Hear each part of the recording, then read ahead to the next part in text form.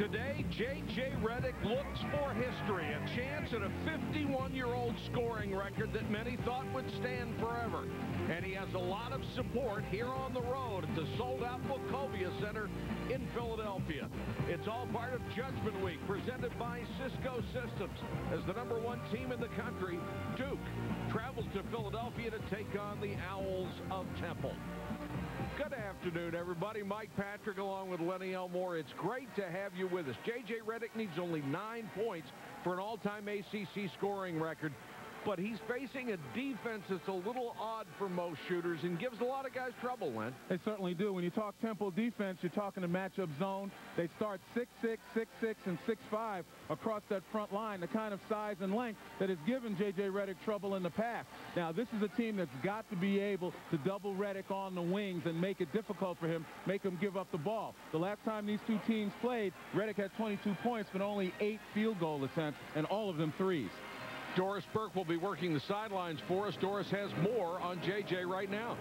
Mike, his physical transformation is easy to see. All one need do is look at his physique to know that he's changed his body. His mental maturation, you have to look for a bit more subtle clues. Last game out against Georgia Tech, it was a struggle and a mighty one for J.J. Redick. At one point, he was just 2 of 17 from the floor. He said a season ago, that would have been it. I would have turned it off, shut it down, and been content to finish with 4 points. His mental maturation now allows him to think next play all the time. That will help as Duke marches toward March.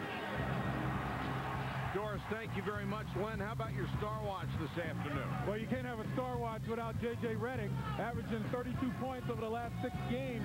His 28.7 points per game, the highest ACC scoring average since the great David Thompson's 29.9 and 74-75.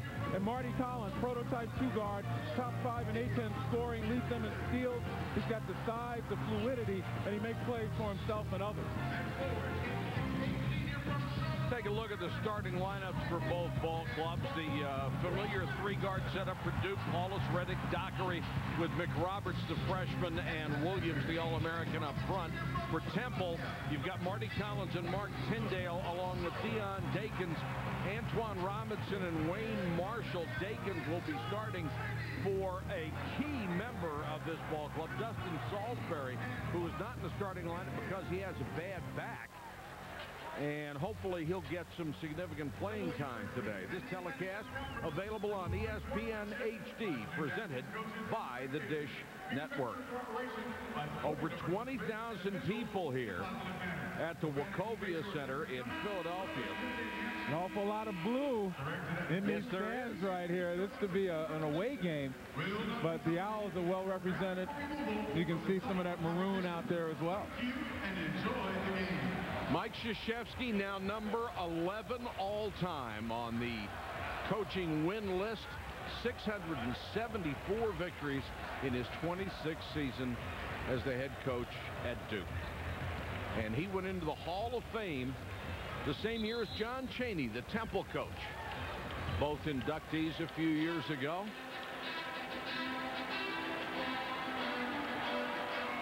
There's an oddity in this ball game because you have a lot of Temple fans and you have a lot of Villanova fans rooting for Temple. That doesn't happen very often, but Villanova plays Connecticut, and they figure if Duke gets knocked off by Temple and they beat UConn, they will be #1 for the first time ever in their gloried basketball history. And there's John Chaney, 739 career victories, just behind Mike Krzyzewski. He is 13th on the all-time list. Well, this will be a terrific matchup. Duke leads the nation in scoring, about 84 points a game. Temple only gives up about 58 points, but in 5 games with Duke, the last 5 games,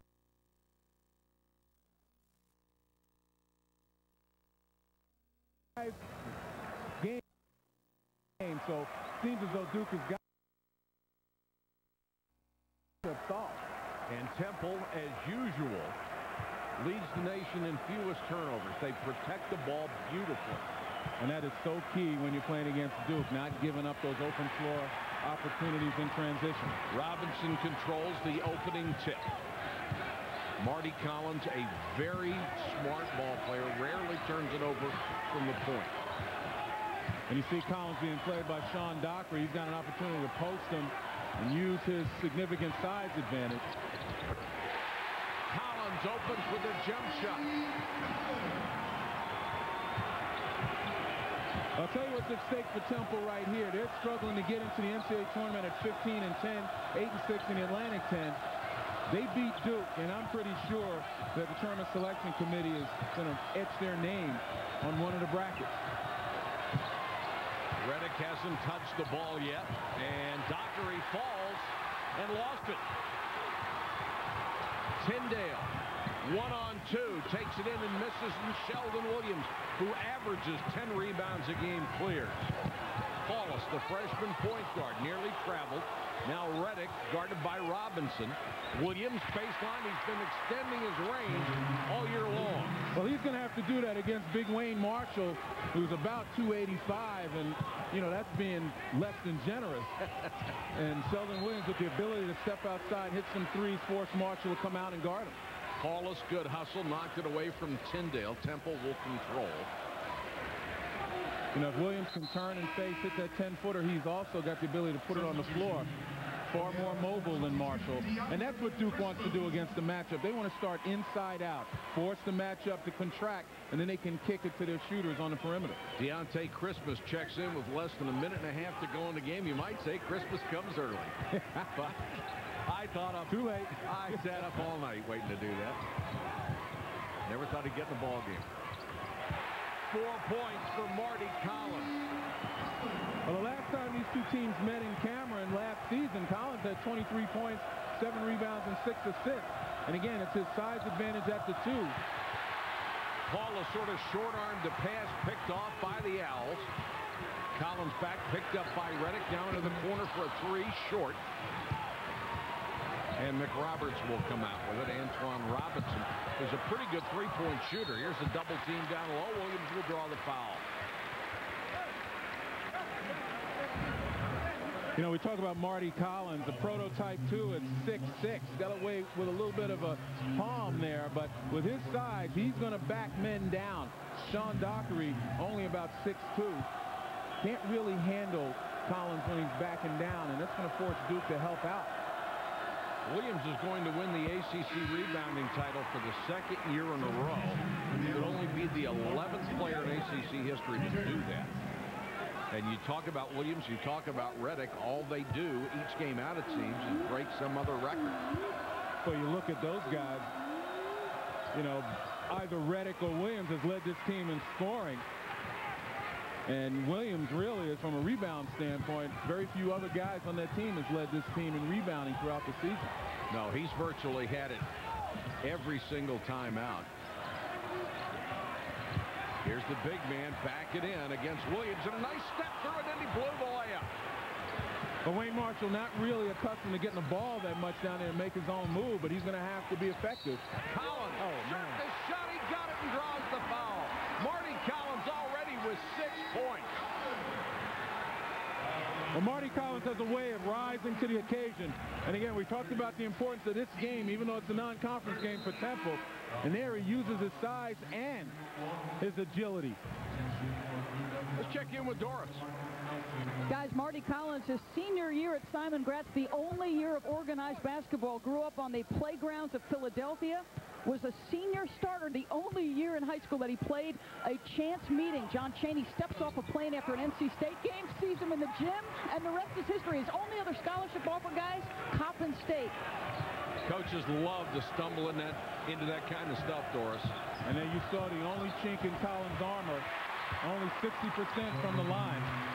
And he has scored all 6. Temple points were tied at 6. JJ hasn't touched it yet, if I'm correct. And you see Duke has switched Dockery off of Collins and put DeMarcus Nelson on him. Nelson a little bit taller, a little bit more athletic, a little longer to try to bother Collins. Nelson still trying to get over that bad ankle. Collins still has all the points as Robinson misfires. And a poor pass ahead, almost picked off. And Duke not protecting the ball very well. Well, they're taking some risks, and the reason is, we talked about Sheldon Williams' mobility. He's running the floor, looking to beat the big man of Temple down the floor. The all-time scoring leaders, Dickie Hemrick, who set it at Wake Forest. Quite honestly, I thought there was never a chance it would be broken. Paulus for three, short. And McRoberts tied up. Nehemiah Ingram is in there, and Nehemiah Ingram is a football player, and he is tough and strong. And you notice how the officials got there very quickly in the tussle for the ball. Ingram is listed at 250, but you don't play offensive tackle at 250. That's a basketball weight. Yes, it is. There's a hole by Paulus because he reached out and grabbed a hold of the jersey. That'll be one on the freshman. And again, it's interesting. Duke continually switches guys off on the Collins. There's a grab of the jersey right there, just trying to keep Collins close. It's Collins 6, Duke 6 with 16:27 to go, first half. The Collins is going to need a couple of reliable scorers right there to take the pressure off of him. Robinson with a miss, loose ball. Redick comes out with it. And J.J. ahead to Sheldon Williams. Nobody runs the court as well as Sheldon Williams for a big guy. And Sheldon Williams recognizing you got Nehemiah Ingram out there. You mentioned Ingram's size and weight. Not capable of running the floor with Sheldon Williams. Now Williams has all the points for Duke. Marty Collins all the points for Temple. And that foul was on DeMarcus Nelson. That's his first.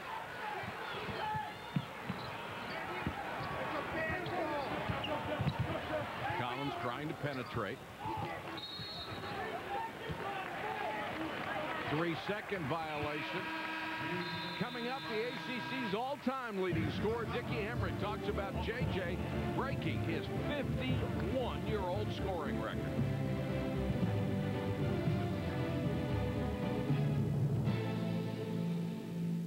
NCAA Women's Basketball Championship coming in March. Onions, mushrooms, pepperoni, mushrooms, pineapple sausage ham, ham, cheese, pepperoni, pineapple sausage, green pepper. Pepperoni, sausage, or avocados. Mushrooms, onions, cheese. Mrs. Stevens. Mushrooms, ham, sausage. Green pepper, onions, ham, sausage, mushrooms. Thank you. The possibilities are endless with the 5-5-5 deal. 3 medium one-topping pizzas, $5 each. Get the door. It's Domino's. So, honey, if you were going to be with one of my friends, who would it be? Tell me. I'm not going to be mad. I'm just curious. I just want to know which one you think is the hottest. Danielle? How about Abby? Introducing high-endurance hair and body wash. Is it Paige? The first hair and body wash from Old Spice and the easiest way to get clean from head to toe. Don't you wish everything was this easy? Paige, isn't it? Love me or hate me. It's one or the other. Always has been. Hate my game, my swagger, hate my fadeaway, my hunger. Hate that I'm a veteran, a champion. Hate that. Hate it with all your heart. And hate that I'm loved for the exact same reasons. ESPN's exclusive presentation of college basketball is presented by Cisco, changing the way people work, live, play, and learn. Innovation powered by Cisco. Duke leads Temple early, 8-6. We've talked about Dickie Hemrick and his scoring record. We asked him about the other Blue Devils that have given his record a run. It's been threatened by several Blue Devils before. Johnny Dawkins, Christian Leitner, the G-Man, and I guess after a while, them Devils will catch up with you. But better to be broken by a Devil than a Tar Heel. And that was the biggest smile during that interview when he came up with that line. Lets you know where his sentiments lie, doesn't it? Well, if nothing tells you about the ACC, that will. Paulus open for three. In and out. McRoberts got the tip. McRoberts has just shown more and more as the season has worn along. He's going to be a special player at Duke. Well, he's had 3 consecutive double-figure games, averaging 11 points, 5 rebounds in those games. He's starting to assert himself. And they're going to call Martin Tyndale for a push-off. That was a little ticky-tacky right in front of us, right in front of one of the officials. And you just saw Josh McRoberts there against the zone. It's a matchup zone with some man principles, but against the zone, you can rebound well, and neither of these teams rebound extraordinarily well, both in minus territory and rebound margin. Williams has not missed a shot. He has 10 early points. And again, Duke focused on getting the ball to Sheldon Williams to try to force that matchup, which is extended to try to cover Redick in the perimeter, force that matchup to condense itself, to contract. Temple has turned it over 2 straight possessions, and now the big man, Wayne Marshall, 6'11", 285, gets his first bucket.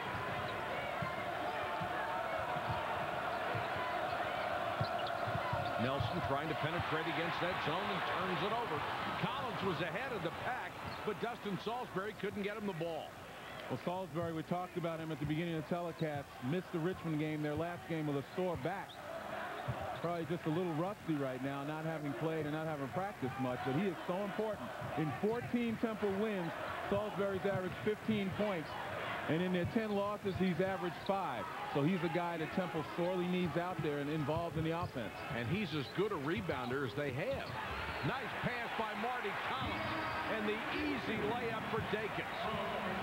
And do you realize, Mike, that that's Dakins' first field goal attempt in 13 games? Doesn't look to shoot, does he?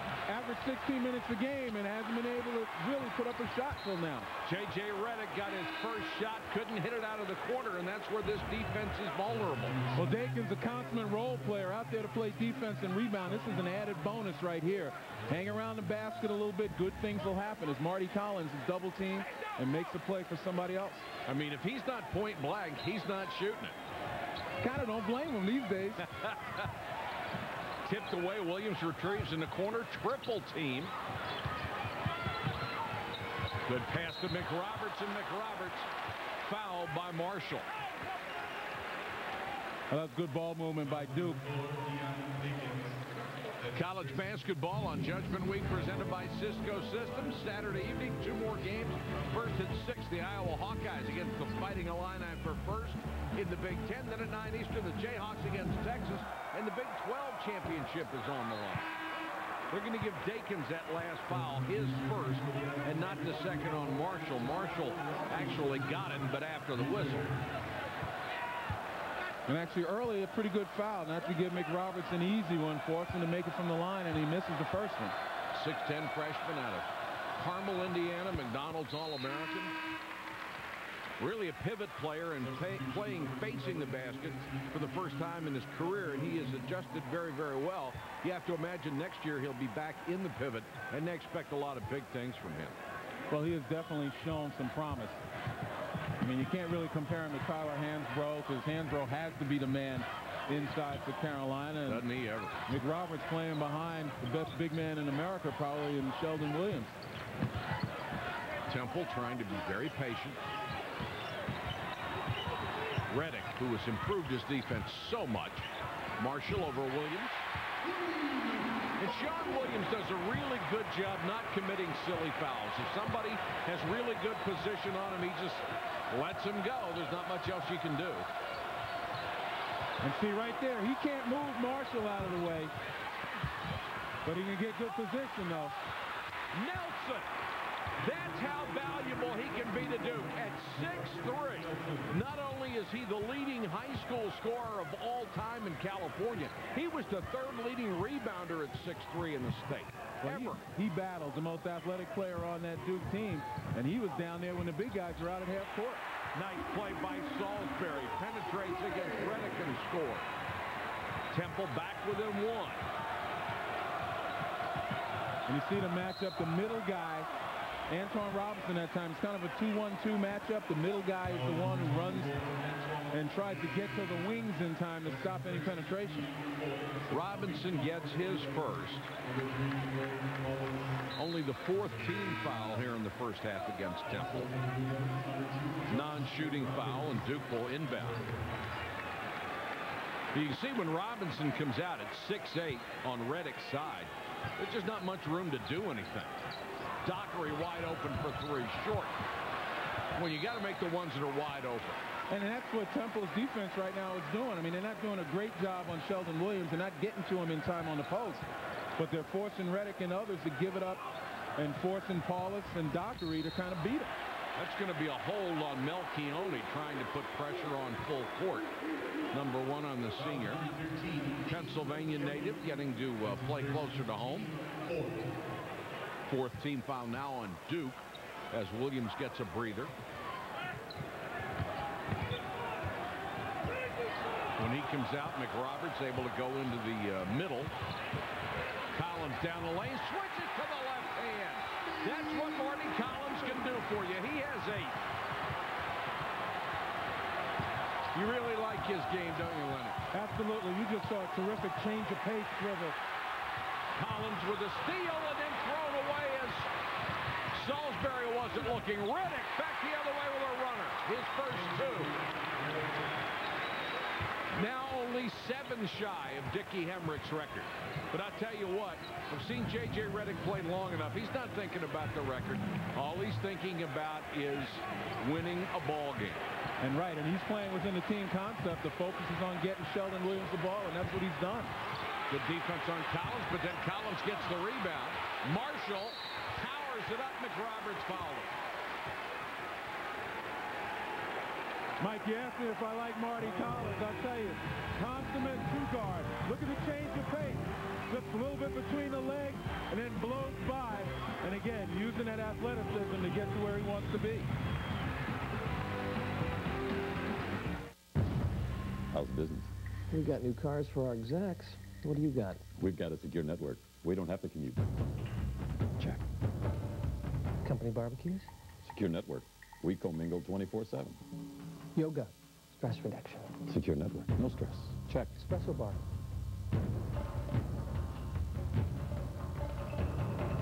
Checkmate. Check. Confidence. Powered by Cisco. Ted Ferguson, Bud Light Daredevil. Today for Bud Light, I'll attempt my most difficult stunt so far. I will stay 2 full minutes past 5 on a Friday.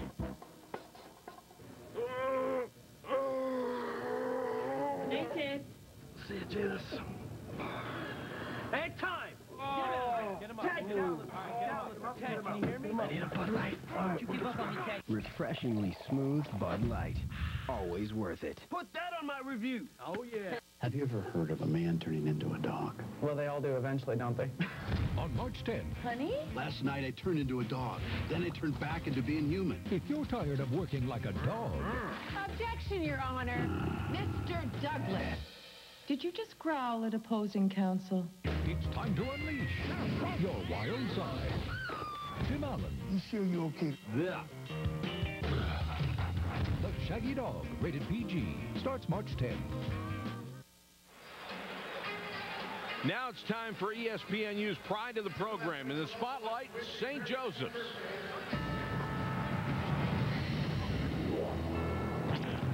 It was a night to remember on Hawk Hill. St. Joe's quest for perfection and a senior send-off for Jameer Nelson as he played his final home game.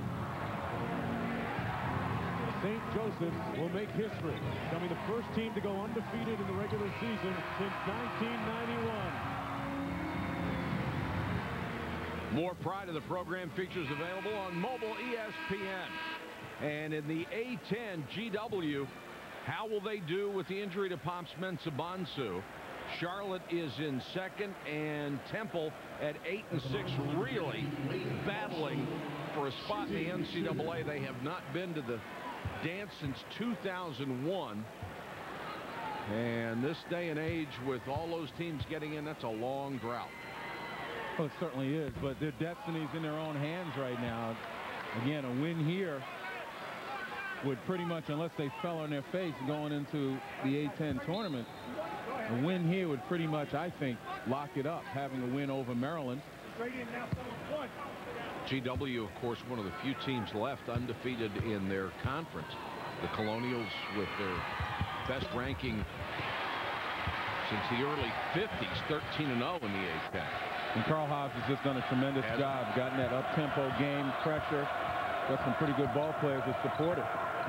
You look at the attention that J.J. draws, double teams, and I mentioned when he gets to the wings, look for the double team, try to get the ball out of his hands. Watch him run the floor on the baseline. There's one guy, Ingram comes up, but there's the double. Foul was on Salisbury on the previous possession. This one will be on Marty Collins, and that's his first. And McRoberts will go to the free throw line.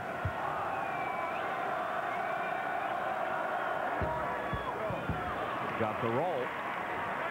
As we mentioned, Duke very focused on getting the ball inside. Sheldon Williams, Josh McRoberts to a certain extent going to get an awful lot of touches, forcing that zone to back down off the perimeter.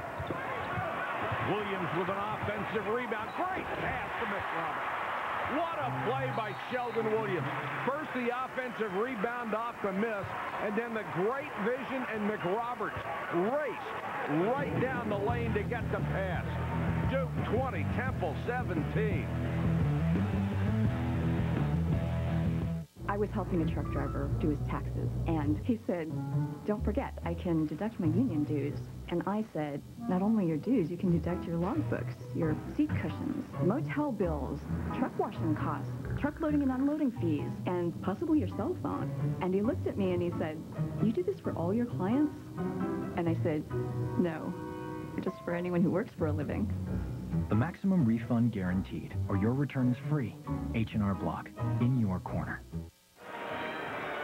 Duke by 3 here at the Wachovia Center in Philadelphia, and Josh McRoberts, the freshman from Duke, over the last several games has really started to come around. Mike Krzyzewski says you see it in his free throw shooting where he's just so much more comfortable. Lenny, it was at Virginia Tech back in late January when they made a concerted effort to get him closer to the rim where his comfort zone is. His level of play has risen with that change.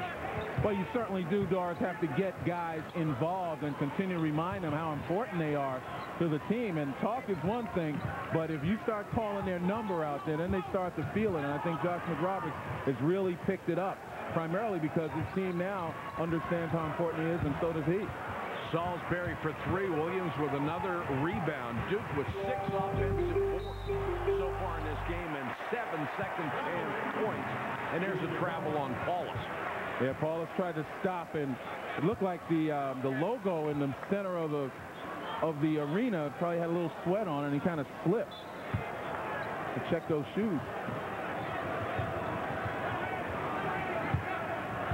Gotta check the logo if people are tripping over the logos.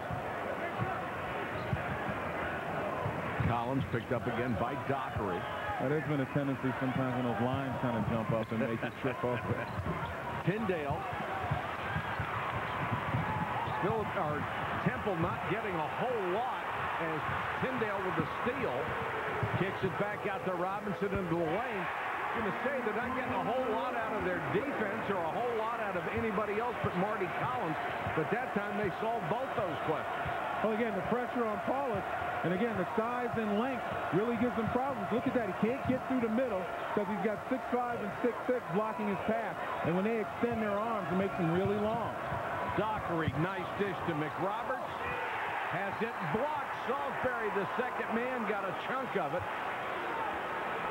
And this has got to be the first time Paulus has ever faced this big and this tough a defense. Well, you see right there, Tyndale with the deflection and does a nice job of not throwing the bad pass and waiting for his teammates to run with him. That's the one thing about Temple players. Regardless of their record, you can always rely on them for exercising pretty good judgment. 3 is short, and a nice little bit of coaching by Mike Krzyzewski as he gets Paulus out of the ball game.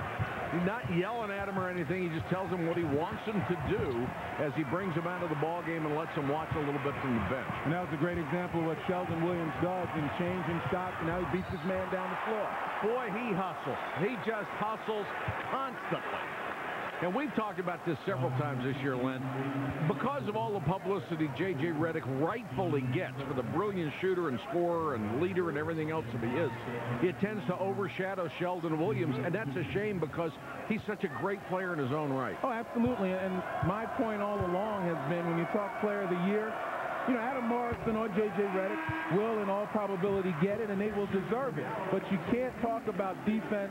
You can't talk about scoring. You can't talk about dominance on both ends and then leave Sheldon Williams out of the conversation.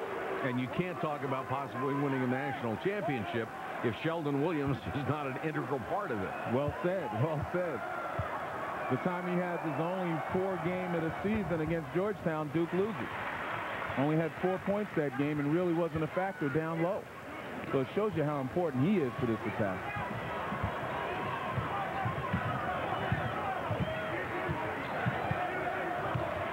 Collins.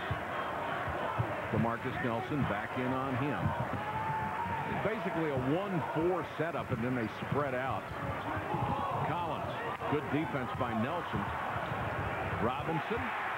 Got inside the three-point line and hit the jumper. Robinson has 4. Temple very controlled offensively. Want to put it in Collins' hands and let him make the plays.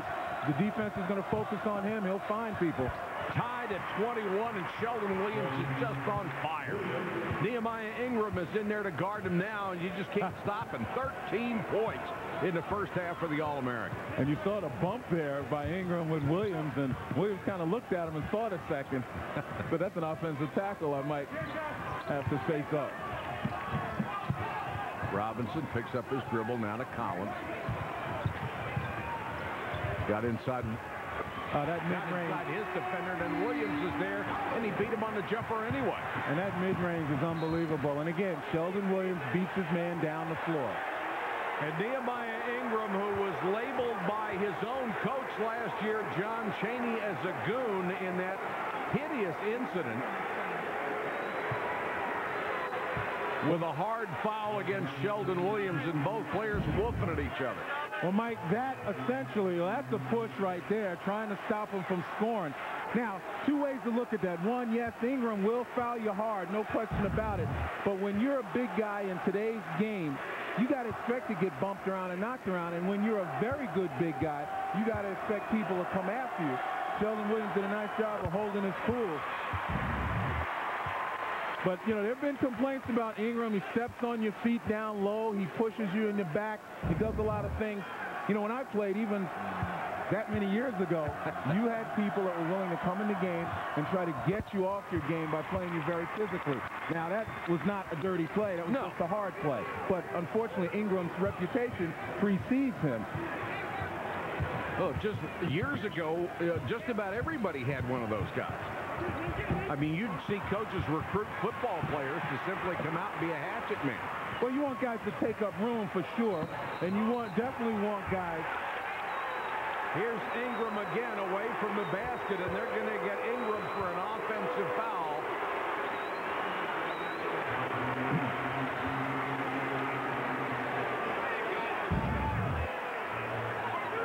We take a look right there at the mix-up. Ingram's got both hands up in the air. He didn't do anything. And that's what I mean by reputation preceding him. Both of his hands are in the air. That's 2 on Ingram. Williams' offensive rebound had it blocked by Robinson. And John Chaney making his case to the officials at the timeout. 25-23. Duke by a bucket. Right now at Red Lobster, choose your 2 favorites from 5 of our most irresistible jumbo shrimp dishes, like jumbo scampi, hand-breaded crunch fries, or our new decadent lobster and crab stuffed shrimp. That's jumbo shrimp, only at Red Lobster. Being able to track packages is critical to our customers. That's why we've developed a more advanced scanning system. You see, we take delivering information as seriously as delivering packages. UPS, what can Brown do for you?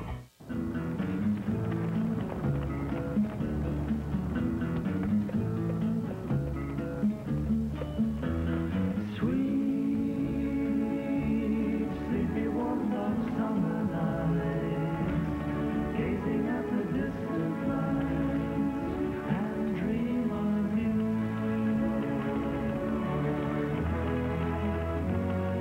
Introducing mobile ESPN. Sports fans, your phone has arrived. Hi, Matt LePay for Capital Ford. You've been seeing it all over TV, and now I'm here to tell you that you can drive the all-new 2006 Fusion for just $199 a month. Fusion delivers all the spirited attitude you're looking for, bold, confident styling, better than 30 miles per gallon highway, an MP3-capable audio system. And at Capital Ford, it's only $199 a month. Our lease means you're in a Fusion for $199 a month. Call 800-640-9646 or go to CapitalFordKia.com. The trends in casual furniture are changing. Come see what's new at Benson's during our pre-season patio and casual furniture sales now. Wicker and rattan. Versatile cast aluminum in a whole range of colors. Straps and slings. Teak to tumble tile. Benson's. We make it fun all year round. Just west of Madison on Old Highway 12. Now Parmenter Street.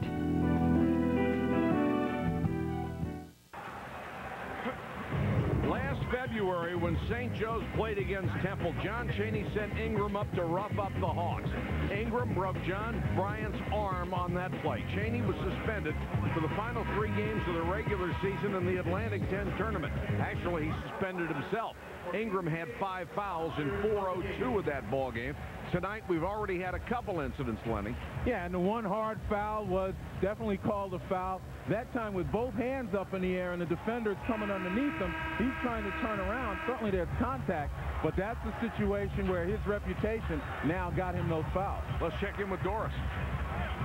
That incident last February led to some discussions about whether or not John Chaney would or should retire at season's end last year. He obviously did not do that. Now, in a Washington Post article this past November, it was brought up again with Temple's president, and he simply said this: "We will sit down and I would say at the end of the year mutually decide on whether or not he's going to continue." Guys, with all the good John Chaney has done, I don't think you want to have his legacy be remembered by solely that play. He's been an excellent coach, a Hall of Fame coach. Absolutely not. And, you know, we don't want to remember him with that type of legacy. And again, I've mentioned it before. It is absolutely wrong what Nehemiah Ingram did, particularly that push at the end. It wound up breaking John Bryant's arm. But in the end, there are many coaches who do just that. They just don't articulate it the way they do to get somebody in there and play physical basketball. But you got to play physical basketball fair, and you got to play clean. Marty Collins forced that last shot. Duke with the numbers. Nelson with a runner, and he's fouled by Ingram. That'll be 3 on Nehemiah Ingram in a hurry. And see, Ingram doesn't have the mobility to come to penetration, get there quickly enough, and do some of the things John Chaney would like him to do. John Chaney has him in there primarily to kind of push Sheldon Williams off the mark a little bit, push him further away from the basket, use that big body to keep him from the basket. All that other stuff is not the intent of having Nehemiah Ingram in that ball game.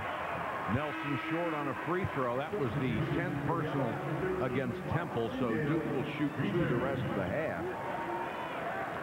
And, you know, Mike, my thing is, yes, Ingram made a mistake last year, a serious mistake, and he paid for it, and so did the coach.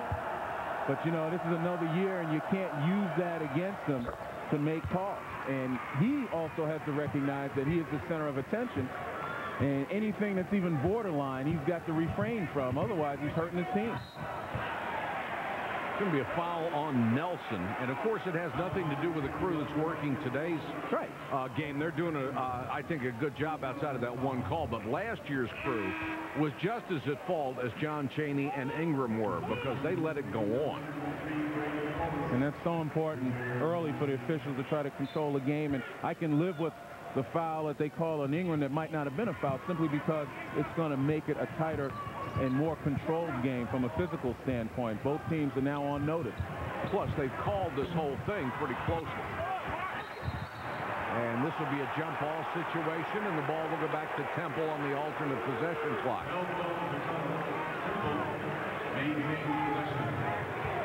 And you factor in the level of need in this game for Temple. And you can obviously expect them to come out scratching and clawing. Well, they have to. This is their shot. And Mark Tyndale, the sophomore, who was the best player in Philadelphia 2 years ago as a high schooler, gets his first bucket. He averages 10.5 points a game. The Owls back within 4. Paulus back in against this tough defense to adjust to. Redick has only had... And see, that's the length. Redick usually gets guys off the mark, but Collins stayed down and extended. Paulus wide open and knocks it down. Greg Paulus in a little bit of a freshman slump late in the year, shooting and ball handling, and they'd love to see him snap out of that. Absolutely. Leads the ACC in assists, and he's pretty much played his role, but yes, he has to be a threat out there on the offensive end so that defenses can't play 5-on-4. It's Duke's biggest lead as we approach the 6-minute mark. The follow by Marty Collins. He has a dozen. Great first half for the All-American candidate. And here's a foul on Collins. That'll be his second.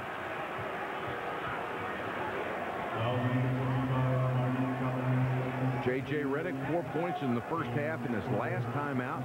Today only 2 points, and he's pretty much been dominated by this Temple defense, and to his credit, he hasn't forced anything. Right. J.J. Redick knows that he can pick his spots in this particular offense, and part of it is because he's so well conditioned and he moves so well without it, guys get tired chasing him, and somewhere along the second half in a situation like this, he's going to find an opening where he can bust out.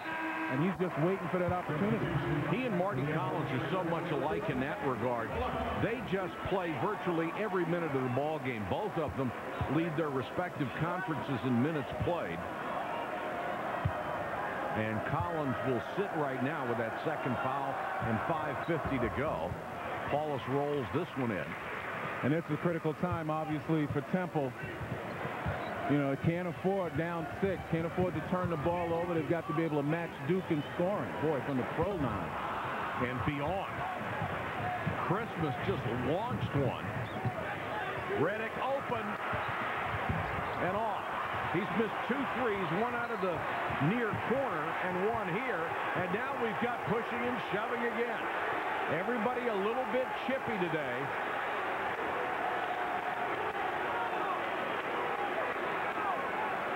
That was a good rebound by Deontay Christmas as he elevated over everybody. Get one of those range rebounds, and there's the reach by McRoberts, another reach.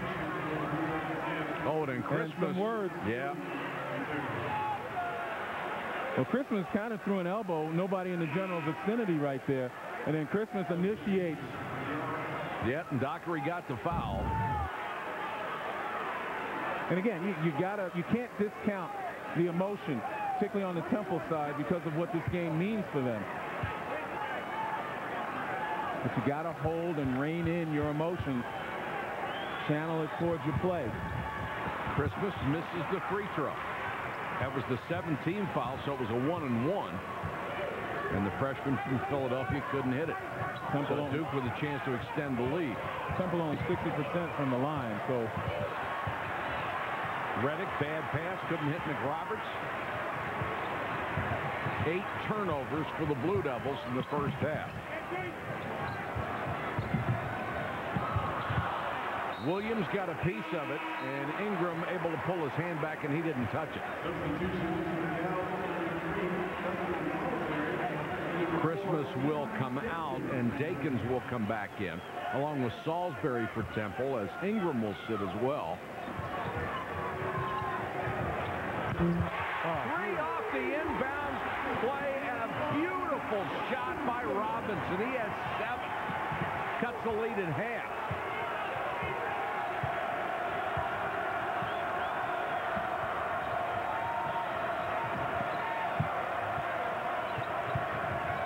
Paulus, the lob too high for Williams, but Williams was pushed.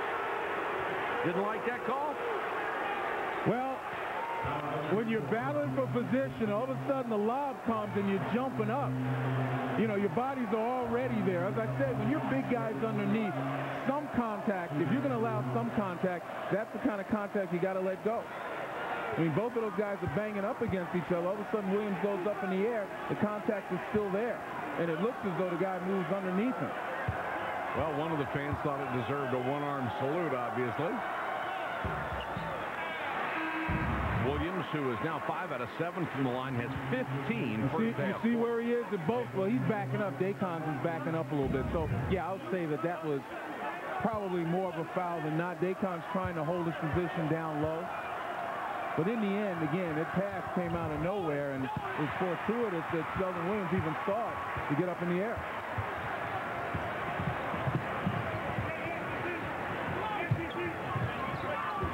Temple down by 3. Clark against Paulus. Fadeaway jumper. Got it! Nice move by Chris Clark, the sophomore from Narberth, Pennsylvania. Boy, John Shady reaching into his bench, not sure of what he's going to get. But so far, he's had guys come in and fill the role. And Clark only averages 1.2 points a game. DeMarcus Nelson, short on the jump shot, hustles, got his own rebound. Tries to get through the double team. Off who? Off of Temple. Well, Chris Clark averaging about 1 point a game. And there, the little man really penetrates, uses the fadeaway to shoot. You can tell, obviously, this Temple team is ready coming off his bench. Paulus, nice pass to Melchione. Look to his left toward Redick, and then a bullet pass down the middle. And when Greg Paulus is under control, he's got such an uncanny knack for finding guys, being able to thread the needle with passes. Great vision. Robinson penetrating, a runner way off balance on that shot. Really drifted to the right and missed it badly. Just too fast. You got to be quick, but that time Robinson in a hurry. Redick was wide open on the wing, and Paulus missed him. Went to Williams instead, and a nice defensive play inside for the Temple Owls. Tyndale, long way out.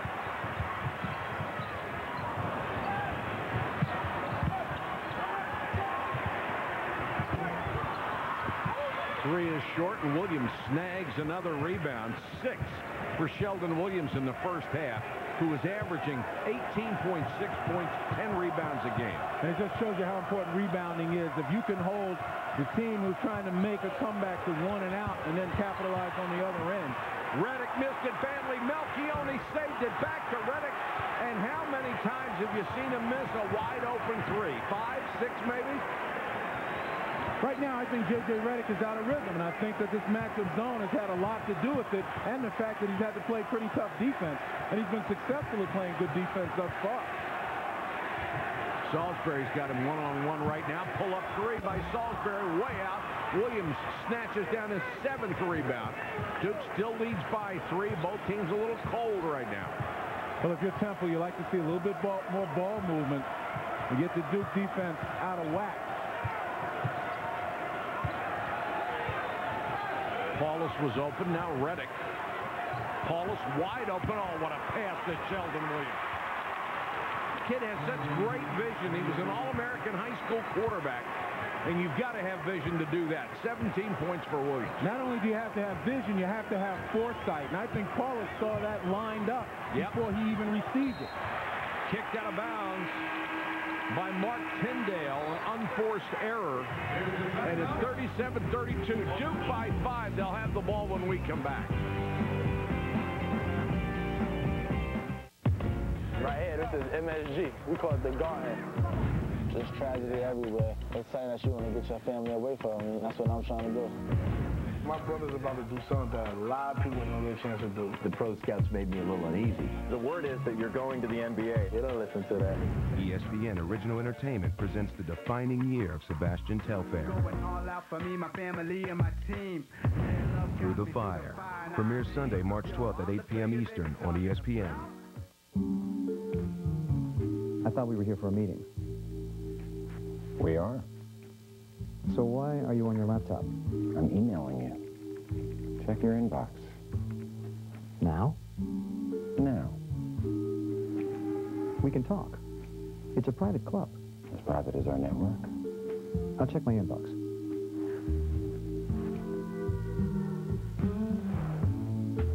Privacy. Powered by Cisco. Taco Bell's Crunchwrap Supreme. Beefy, melty, crunchy, cool, classic Taco Bell taste. Loaded into a flour tortilla and grilled for maximum portability. For classic Taco Bell tastes that are good to go, think outside the bun. Now you can rev up your lifestyle in a Dodge Charger or Dodge Magnum. Get an available fuel-efficient 3.5-liter V6 or the legendary power of a heavy V8. Plus all-speed traction control and a 5-star government frontal crash test rating. Right now, qualified returning lessees can lease a Dodge Charger for $349 a month. Hurry, offer ends February 28th. Open up a Magnum or unleash a Charger now at your Dodge dealer. Coming to DVD, The Money's Hot. $2 million. The girl's hotter. You look like the cat that swallowed the canary. And the bodies are piling up. When I get out of here, I'm going to kill you. John Cusack, Billy Bob Thornton, The Ice Harvest on DVD Tuesday. Dave Reps and Doug Gottlieb with you. Coming up on the UPS halftime report, a huge win for an SEC bubble team. We'll tell you about that, plus some interesting perspective on J.J. Redick. Yeah, Dave and I got a chance to talk to one of the best defenders in college basketball. He's guarded both Adam Morrison and J.J. Redick. We'll share his thoughts at the half. We'll have that coming up. Also tell you about Duke Carolina women. That's just ahead, guys. Dave, Doug, thank you very much. Appreciate that. Look forward to your halftime report. Lenny, on that last play, the pass. Well, we talk about inside out, but here's the question of outside in for Duke. Focus on getting the ball to Sheldon Williams. Now watch Greg Paulus. He sees the defender coming out to him. And here's Sheldon Williams right here going to the basket. Paulus draws the defender. And again, court vision, knowing that that's the way that zone works. Paulus draws the defender and finds the open man. Paulus with 3 assists in the first half. Redick off the dribble. Great pass to Williams, and he's fouled. Redick, so unselfish, could have easily taken the shot, but Williams was wide open. Let's go to Doris. Well, could have easily taken the shot, Mike, but there was a reason why not. This morning, Mike Krzyzewski, when he talked to his team, talked specifically about the fact that Temple Zone wants you to shoot jump shots. They'll concede that at times, guys, but what Duke wanted to do was let's establish and go inside, Lenny, and get Sheldon some touches. It's been an effective strategy through the first 20 minutes. Well, it certainly has, and Sheldon Williams has helped his cause by running the floor, getting easy baskets. And again, the last 2 plays, we talk always about inside out with guys shooting a 3, and we've seen Duke more than once tonight demonstrate outside in, around the perimeter, force the defense to honor the outside shot, and then find guys inside. Sheldon Williams had missed 3 straight until that free throw. Normally a very good free throw shooter, over 75%. He has 18 first half points. Duke's lead is up to 6, and Clark, who has done very, very well coming off the bench for John Chaney, is now running the ball club, guarded by Paulus. Salisbury against McRoberts, and McRoberts forces him to take a really off-balance shot. Salisbury really forced that. Well, McRoberts also did a nice job of not allowing Salisbury to turn the corner. Now, let's face it, Salisbury with that sore back, his lateral movement is compromised. Normally, he'd be a lot quicker. Speaking of quick, Clark just picked Paulus's pocket. Clark's got a lot of quicks. With his size, he would have to, of course. Tyndale gets Williams really extended. Nice crossover move. Then missed the shot, and Redick gets a long rebound. Well, the great moves don't count if you don't make the bucket. Coming up on Big Monday, presented by Bud Light, it's number 10 Pitt against number 15 West Virginia. Then we've got Oklahoma State against number 20 Oklahoma. Boise State against Fresno State. And in that first game, the Mountaineers really trying to stop the bleeding against their arch rival. Well, they certainly have. And if you look at last year, West Virginia went through a slump like that, but it was a lot earlier in the season. They were able to recover from it and really build momentum going into the tournament. You know, if you're John Beilein, you hope your guys can begin to build that momentum. And speaking of momentum right here, J.J. Redick, a little bit out of rhythm. The defense has something to do with it. Focused on playing defense on the other end. And as you mentioned, and we've all mentioned, not really forcing it. You know, the focus is going inside to Sheldon Williams, and he's playing within that team concept. Ken and Jeannie, who have seen their son develop from a standstill jump shooter to one of the great all-around players in college basketball. Duke taking time off the clock. There's only a 2 seconds difference between the game clock and the shot clock, so they can hold virtually down to the end. Well, this would be a huge lift for Temple if they can make a stop here and go into the locker room just down 6, particularly with Marty Collins on the bench for the last almost 5 minutes. Wallace, McRoberts. Nice kick out past Melchione. Temple holds Duke off on the last shot. Sheldon Williams, a huge first half. 18 points and 8 rebounds in the first half. J.J. with only 2. Now let's send it to the studio. Dave Revson and Doug Gottlieb for the UPS halftime report. All right, guys, so there's a 6-point lead for Duke at the break. J.J. Redick, as you saw, and as you heard Mike talking about, did not have a great first half, to say the least. Just 2 points, needed 9 to pass Dickie Hamrick, move into first on the ACC all-time scoring list. 1 of 5 in the first half. There's the hoop. 0 of 4 behind the arc, so we'll have to wait until the second half to see whether or not J.J. Redick can break that record. Dave Revson alongside Doug Gottlieb. Welcome in. It is the UPS halftime report. And Doug, you and I had an interesting opportunity. We did the Memphis UTEP game earlier this week, talked to Rodney Carney, who has guarded both J.J. Redick and Adam Morrison, and some interesting perspective on this ongoing debate about the player of the year. Yeah, I mean, we can break it down as well as we try, watching tape and watching these games. But from Rodney Carney, his perspective is these are two very, very different animals as far as how you approach defending them. Remember, J.J. Redick had 15 points at the half, did not score against Memphis in the second half. And what Carney relayed to us is he is the prototypical two-guard. Never stops moving. If you have your hands down, he jumps up and raises up and shoots over you. He has range to about 35 feet. He goes right well, goes left well. Everything you want from a fundamentally sound two-guard, he has in the package. The big difference, he said, with Redick and Morrison is Morrison about 6 inches taller. He is much, much stronger. And to quote Rodney Carney, he just couldn't handle him in the post. He just couldn't handle him. But yes, Morrison hit 4 threes on Memphis, but the difference was the 34 points. They came because of his ability to score in the low post. He's so much bigger than you can actually fathom when you see him on TV. You don't think he's that strong, but he is. They're two very, very different players, two very different approaches in how you guard these players. And that's why when you make the argument of player of the year, I think you have to give them both respect because they approach their games in such different fashions because their skill set is so very, very different. And, of course, Carney, also a lot of people felt like maybe should be in that discussion, has not been. He doesn't need to carry his team in that way. And it was interesting how uninterested he is personally in being in that discussion. Yeah, really no desire. Didn't faze him at all. Well, coming up on the UPS halftime report, we'll get you up to date on life on the bubble. A few teams with very tenuous tourney hopes in action. Tell you how they are faring. Plus, Arkansas trying to play its way in. Could the Hogs do something no one has done all year? We'll let you know. ESPN's exclusive presentation of college basketball is brought to you by Degree for Men. Protects men who take risks.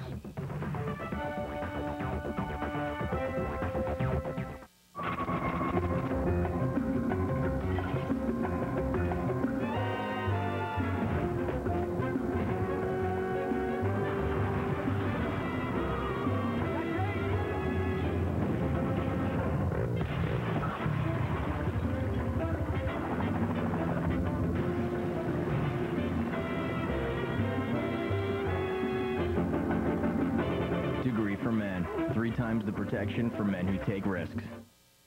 Spicy premium chicken sandwich, please. Look who's trying to add some flavor to her life. Might take more than a sandwich.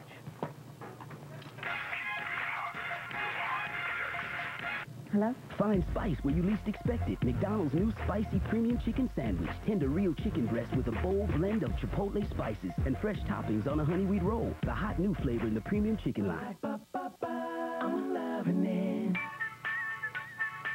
Now you can rev up your lifestyle in a Dodge Charger or Dodge Magnum. Get an available fuel-efficient 3.5-liter V6 or the legendary power of a heavy V8. Plus all-speed traction control and a 5-star government frontal crash test rating. Right now, qualified returning lessees can lease a Dodge Charger for $349 a month. Hurry, offer ends February 28th. Open up a Magnum or unleash a Charger now at your Dodge dealer.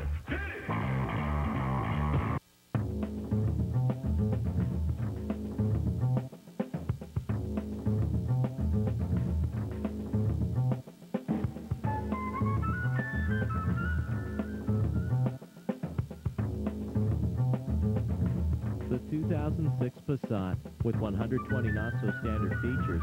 You have to see it to believe it. Test drive one today at Zimbrick Volkswagen in Middleton. Change is good, and change just got better with Charter telephone service. Keep your current phone number, save money, and get all your favorite services, including voicemail, call waiting, and caller ID for less than $40 per month, including unlimited calls to Wisconsin, the U.S., and Canada. Call 1-800-718-0767 today, and you'll receive free installation. Call today and save more with bundled packages, including Charter high-speed and digital cable, all on one convenient bill. Call Charter today.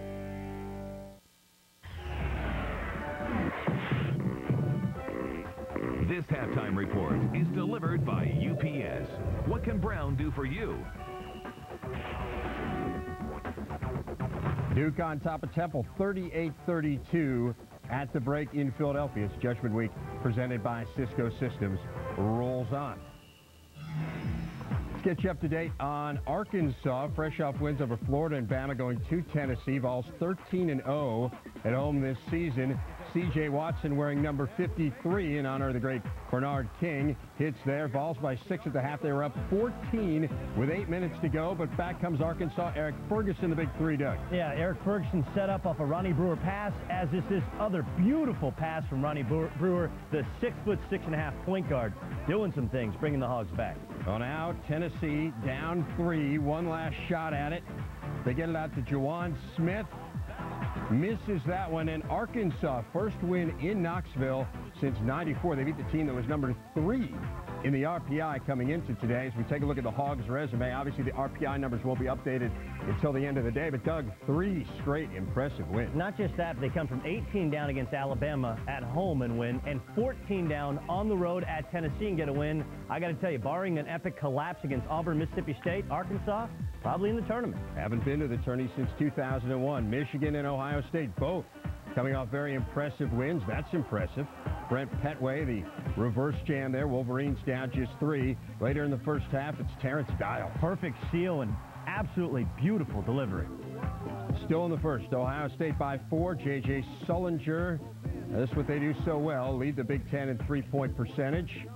And then it's Dials, the perfect complement inside, Doug. As Dials has gotten into shape, he has taken this team to just another level. About 20 pounds overweight to begin the season. Let's take a look at the Michigan resume right now, and what do we think of the Wolverines? Well, I think they're fine. I mean, look, they're playing in arguably, if not the best conference in the country, the second strongest conference in the country. They're probably RPI of 21 versus top 50, not great, but good enough. As long as they don't play Ohio State in the NCAA tournament, they're fine. Don't have a quality road win yet, and obviously it doesn't look like that's going to change. Syracuse and Georgetown. Georgetown up by 3. Jeff Green, the offensive putback and the foul. He finished with 18. Later in the second half, Georgetown up by 3. Jonathan Wallace, 4 Hoyas in double figures, including Wallace, who had 10. This is a Georgetown crew the seniors had never beaten. Syracuse, Brandon Bowman, Darrell Owens, 2 of them hooking up right here.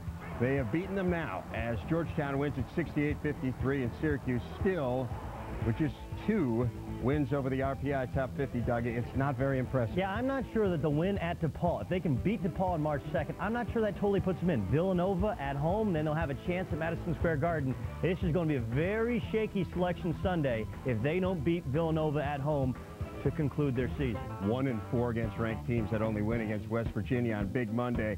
Colorado could ill afford a loss to Mizzou. Obviously, a win isn't going to do much good for Richard Roby and company. On top by 9 there. This is a team that finishes at Kansas, home with Iowa State, and having their way against Missouri. As you see, they're playing in the final 3 minutes. It's a 20-point lead for the Buffs, trying to get in as potentially that 4th team in the Big 12. Yeah, now they have Missouri at home, Iowa State at home last game of the season. Iowa State blew them out in Ames. So first you have to win your 2 home games, and Kansas dominated them in Boulder earlier this year. That's an iffy game. You got to win the 2 home games to give yourself a chance. Now those 2 top 50 wins, UNC, Wilmington, and Oklahoma. Coming up, number 1 versus number 2 in the women's game. Duke trying to avenge last month's loss against Carolina. This halftime report is delivered by UPS. What can Brown do for you?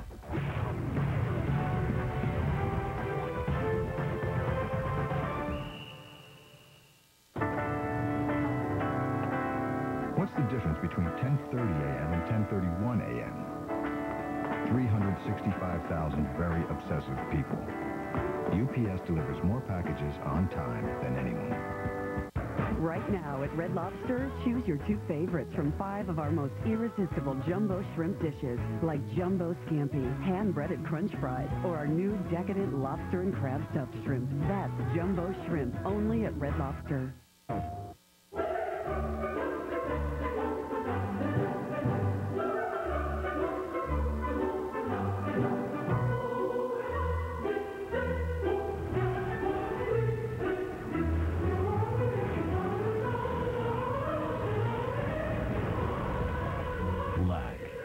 In stores February 28th. Rated M for mature.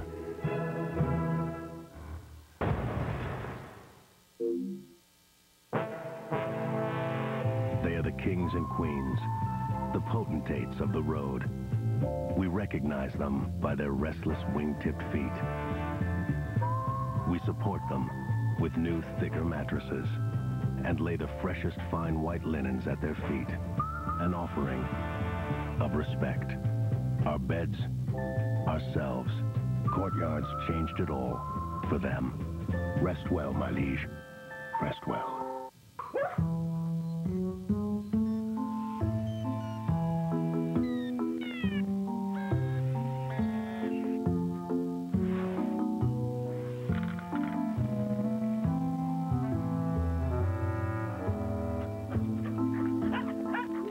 The plastics, the materials, the medicines, things that make modern life modern come from one place, chemistry. Learn more at AmericanChemistry.com.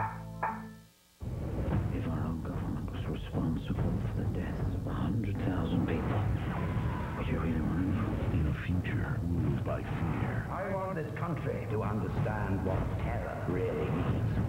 Not tonight. How far will he go? People should not be afraid of their government. Government should be afraid of their people. To take back your freedom. I'm ready. From the creators of the Matrix trilogy, V for Vendetta. Rated R. In theaters and IMAX March 17th. Welcome back to the UPS Halftime Report. Women's game, 1 versus 2. Duke and Carolina, both 25-1 overall, 12-1 in the conference. Ivory, she has some serious range. She compares herself to Allen Iverson. That was Iverson range. Now, this is a bad moment, though, for Lada.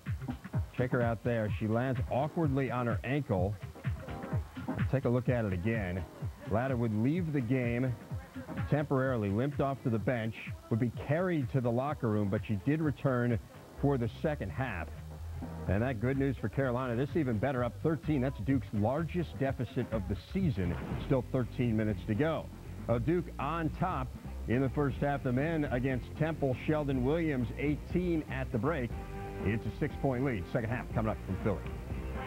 ESPN's exclusive presentation of college basketball is brought to you by Jordan. Let your game speak.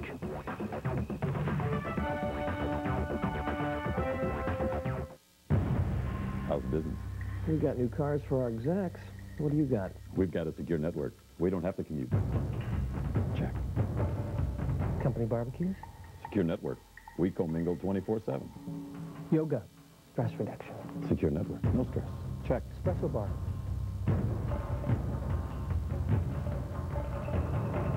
Checkmate. Check. Confidence. Powered by Cisco. This wireless bill's outrageous. Look at all these text messages. The kids are awfully quiet. Texting. Dad! Oh, sorry, Jimmy. I'll get you a magazine. You better not be doing what I think you're doing. Is text messaging costing your family a fortune? They're texting. Come to T-Mobile, where families always get more. Now families get unlimited messaging to anyone, just $9.99, and the most whenever minutes to share. T-Mobile, get more. Spicy premium chicken sandwich, please. Look who's trying to add some flavor to her life. Might take more than a sandwich.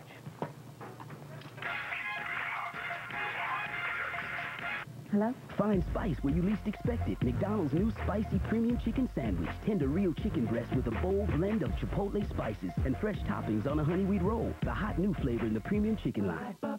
I'm loving it. I promise.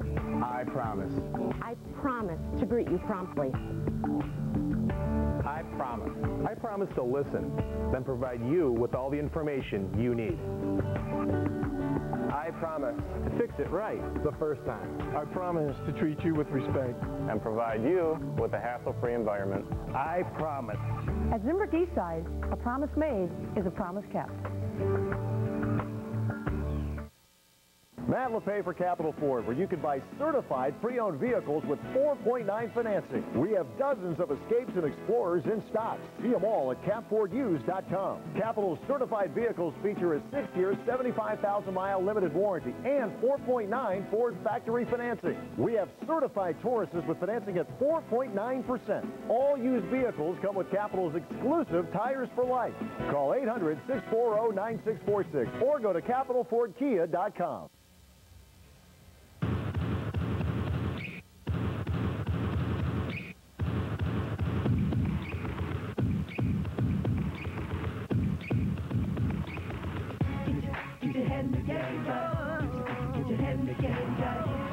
A lot of emotion brewing for the Temple Owls, who desperately need a win, especially over a team like #1 Duke. Right now they're down 38-32 at the half to the top-ranked Blue Devils. Welcome back to Philadelphia, everybody.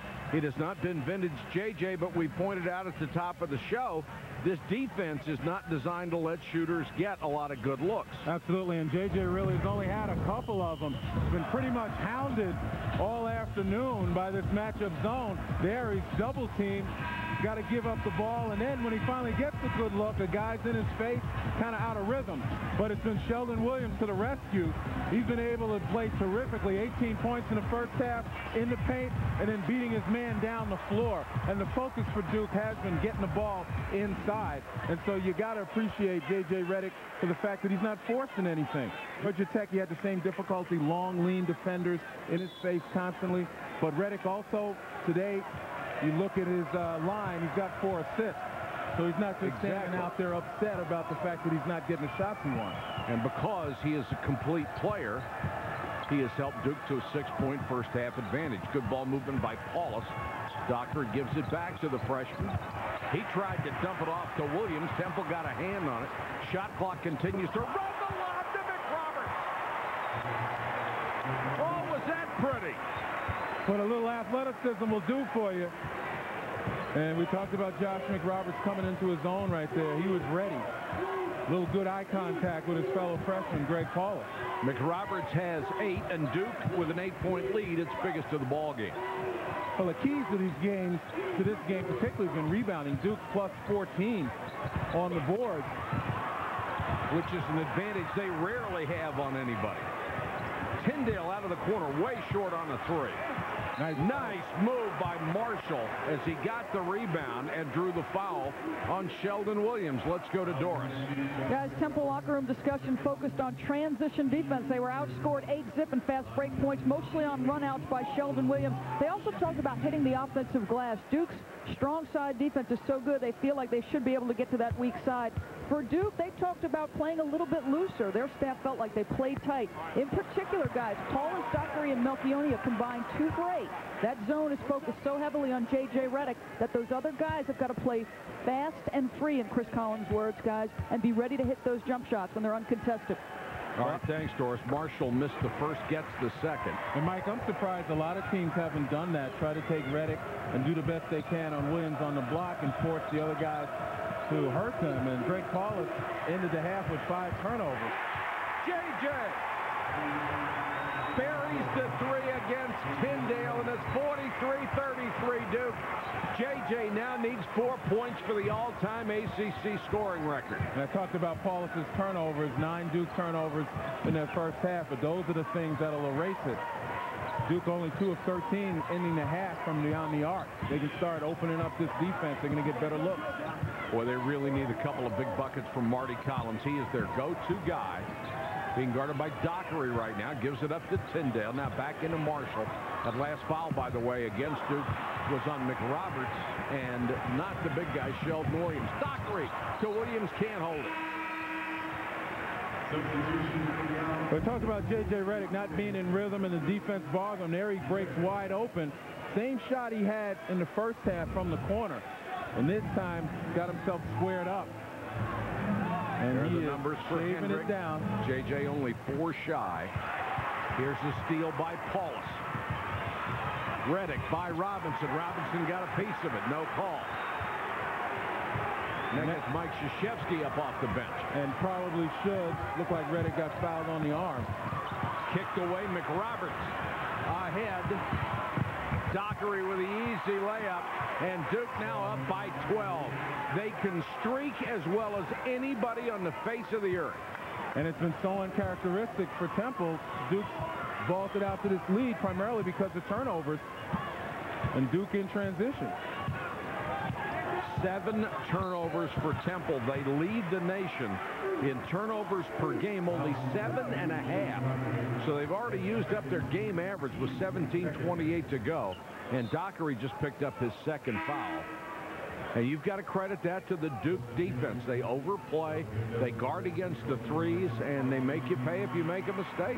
And that time you saw Marty Collins, unlike in the first half, he gets into the paint that Duke's defenders surrounding him, forcing him to give it up, giving Temple a little bit of its own medicine that they've applied to J.J. Redick. DeMarcus Nelson, the most athletic defender they have. And McRoberts out. I don't know why that wasn't a foul. McRoberts just came out and ran him over. They get a basket out of it, though. I was going to say, had Temple not scored on that very quickly, you would have seen John Chaney jump off the bench. Coaches hate for plays like that to happen right in front of him. Williams lost control of the ball. He last touched it. It's out to Temple. Very physical. Right there, you see Nelson doing a nice job. And, boy, McRoberts just bumps him to the ground. Sure did. Collins double team, does a good job of getting rid of it to Robinson. And the 6'8 senior will bring it up. And you got J.J. Redick playing Marty Collins right now. Well, there's the switch back to Nelson. Collins got him in the air. Those are shots Temple has to make, and a lot of contact underneath. Knocked out of bounds, however, by Deontay Christmas. Well, Deion Dacon's taking that shot. He's not accustomed to shooting. We mentioned the first half. His first field goal attempt in the first half in 13 games, and he averaged about 16 minutes a game during that span. Temple has missed 8 of its last 9 shots. They can ill afford to do that. Marshall, good defense against Williams. Temple has improved its interior defense. Collins. Offensive foul, Marty Collins. Wow. That's his 3rd. And the crowd didn't like that call at all, neither did John Chaney. Considering he got bumped last time, you did see the right hand come out a little bit. But if we watch this game close enough, we're going to see right hand pushing off with both teams.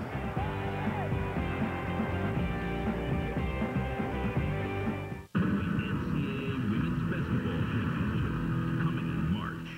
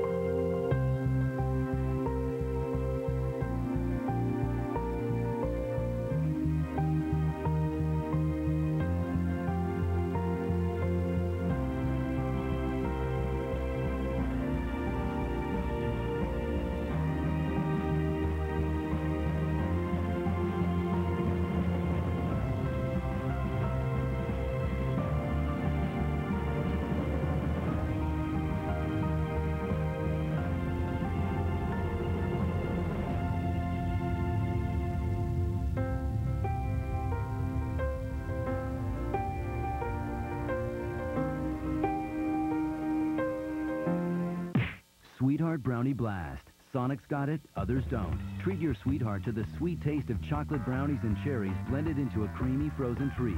Sonic's new Sweetheart Brownie Blast. And now swipe a credit or My Sonic card from your car. Only at Sonic. Avis Preferred member Mike Plotzker, space C2. Don't forget your bags and your love of adventure. Excuse me? This is Mike Thunderpants Plotzker, the occasional base jumper, Jello wrestler, the guy who likes to smear cream cheese all over. Whoa. Too far? Yeah. Sure. You may be here for a meeting, but there's a hang gliding place just off Route 9. Avis Preferred Service. Skip the counter, go straight to your car. Have more time to do what you want. Just another way we try harder. Sweetheart Brownie Blast. Sonic's got it, others don't. Treat your sweetheart to the sweet taste of chocolate brownies and cherries blended into a creamy frozen treat. Sonic's new Sweetheart Brownie Blast. And now swipe a credit or My Sonic card from your car. Only at Sonic. This telecast is available on ESPN HD, presented by the Dish Network. And right now, Duke with a 10-point lead on the Owls of Temple. J.J. Redick's parents hoping to see the record set today as he goes after Dickie Hemrick's 51-year-old scoring record. Needs 4 more to get that mark. He'd just like to get it out of the way. He certainly hadn't forced anything the entire ball game. And you got to really appreciate that. Again, staying within the team concept, looking to get the ball into Sheldon Williams. McRoberts, good kick out. Nelson, a little bit short. Tyndale comes back the other way for Temple. Temple has gotten very few easy buckets. They've had to work for everything. And that's because they're built to be a half-court team. They haven't gotten many runouts because they haven't been able to control the board. Tyndale got in the lane, threw it away. Collins picks it up. Tyndale leans into one, doesn't get that one.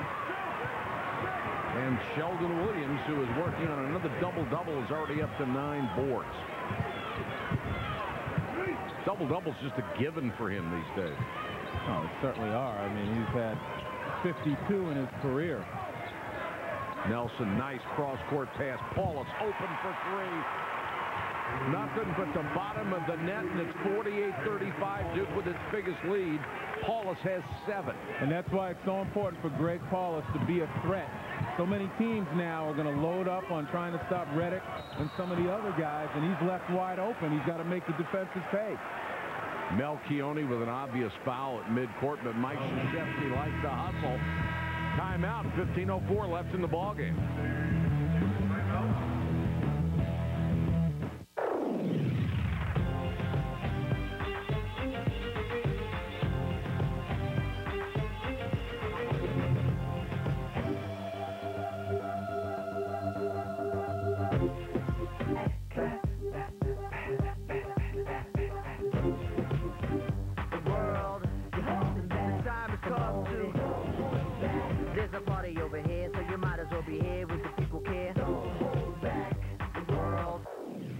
Coming to DVD, getting the money was easy. Getting away is another story. Ouch, that had to hurt. Yeah, sure did. John Cusack and Billy Bob Thornton.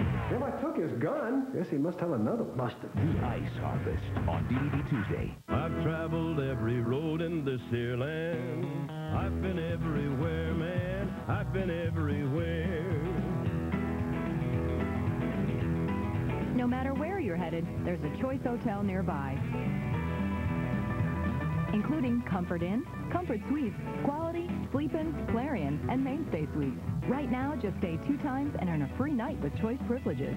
For reservations, visit choicehotels.com. Choice Hotels. We'll see you there. Right now at Red Lobster, choose your 2 favorites from 5 of our most irresistible jumbo shrimp dishes, like Jumbo Scampi, hand-breaded crunch fries, or our new decadent lobster and crab stuffed shrimp. That's Jumbo Shrimp, only at Red Lobster.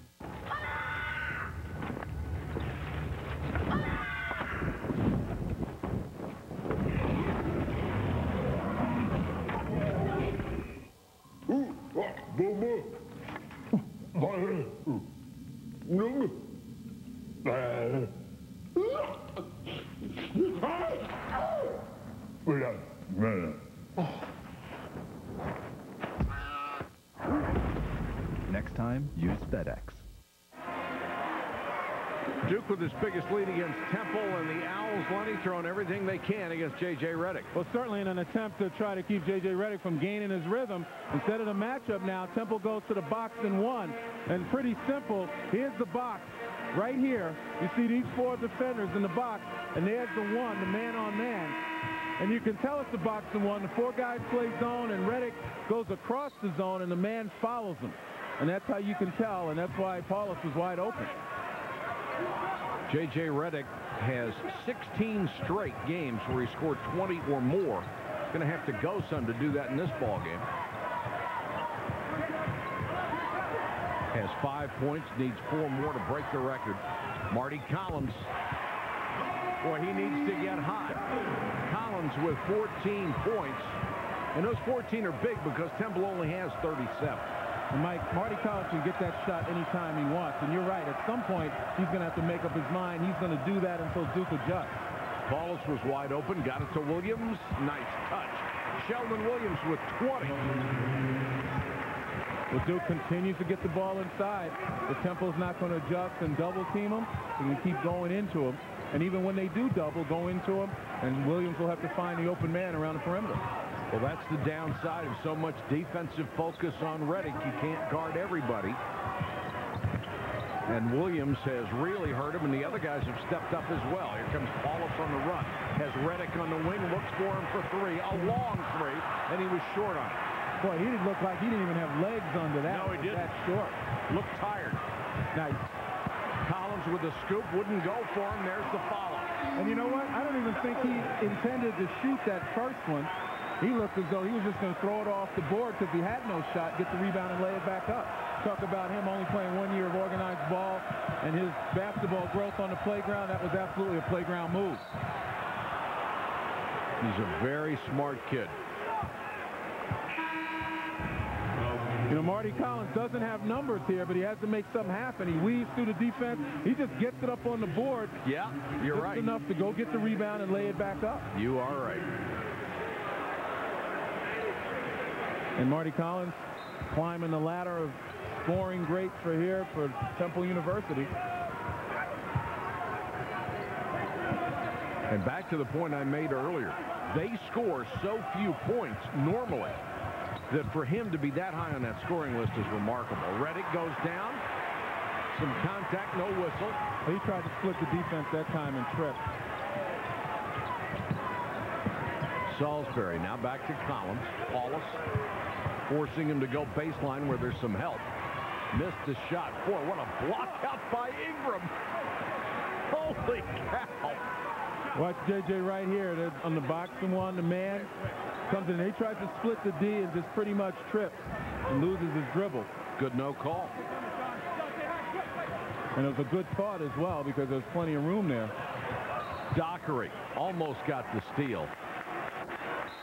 Boy, when Ingram blocks out in the lane is blocked.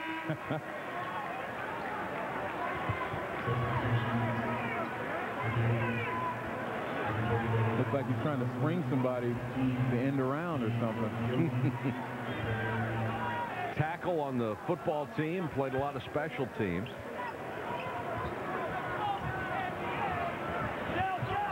Under 13 minutes to go in the game. Duke by 11. Temple needs to start chipping away at that. They don't score points in bunches. Collins forces that one, and why not?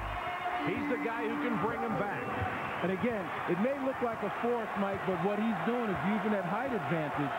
And as long as he gets extension and he's square to the basket, he's got a nice soft touch and get up on the rim, and anything can happen for him. 18 points for Marty Collins, who averages 16-6. There's Nelson. And he draws a foul. Well, again, we talk about Marty Collins, his size, and the fact that he can get that mid-range anytime he wants, off the one-on-one. Gets himself nice and set, ball fake, takes the contact, and still gets it up there on the rim. There's an update on our Star Watch, and Marty Collins has certainly lived up to the advanced billing, rather. And as we said, Redick has been very unselfish, hasn't tried to force it. He knows the record will fall. That's only been a matter of time as he has scored so well throughout the season. Nelson hits another free throw. The lead back to 11, and pressure from Duke.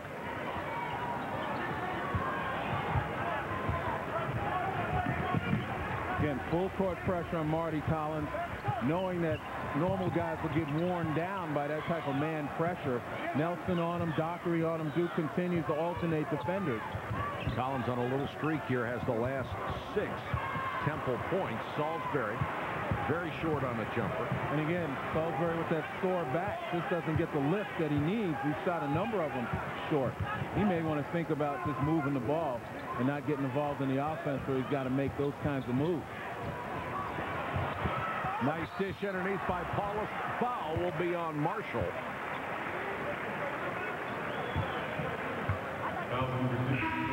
Timeout on the quarter, 11:46 to go. When we return, will this be the day where J.J. breaks Dickie Emmerich's all-time record?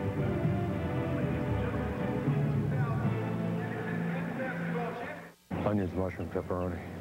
Pepperoni, mushrooms, mushrooms. Pineapple sausage ham. Ham, cheese, pepperoni. Pineapple sausage, green pepper. Pepperoni, sausage, black olives. Mushrooms, onions, cheese, Mrs. Stevens. Mushrooms, ham, sausage. Green pepper, onions, ham.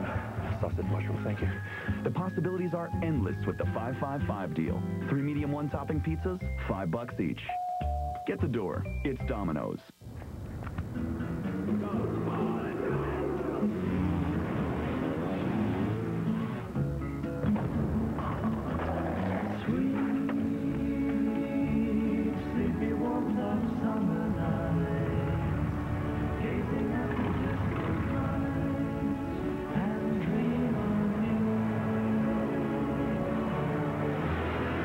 Introducing mobile ESPN. Sports fans, your phone has arrived. Creating just the right space can be a challenge. UBC, the story is building. For great plans, design service, quality products, and a connection to some of the area's finest contractors, come to United Building Centers, creating perfect spaces together. UBC, the story is building. We give you a great way to watch TV, a great way to surf the internet, and now, a great way to get phone service. It's here, Charter Telephone, with unlimited local and long-distance calls nationwide. All your favorite features you expect, and no new equipment needed. One low price, one great company, one bill. It's a perfect call. Charter Telephone, make the connection. Keep your current phone number and get all your favorite phone features for less than $40 per month. Duke by 11 with 11:46 to go in the ball game. Big Monday means college basketball in a combined 3 games on ESPN and ESPN2 at 7 Eastern on ESPN. Number 10 Pitt against number 15 West Virginia and Morgantown. Then at 9 Eastern on ESPN Oklahoma State and number 20 Oklahoma.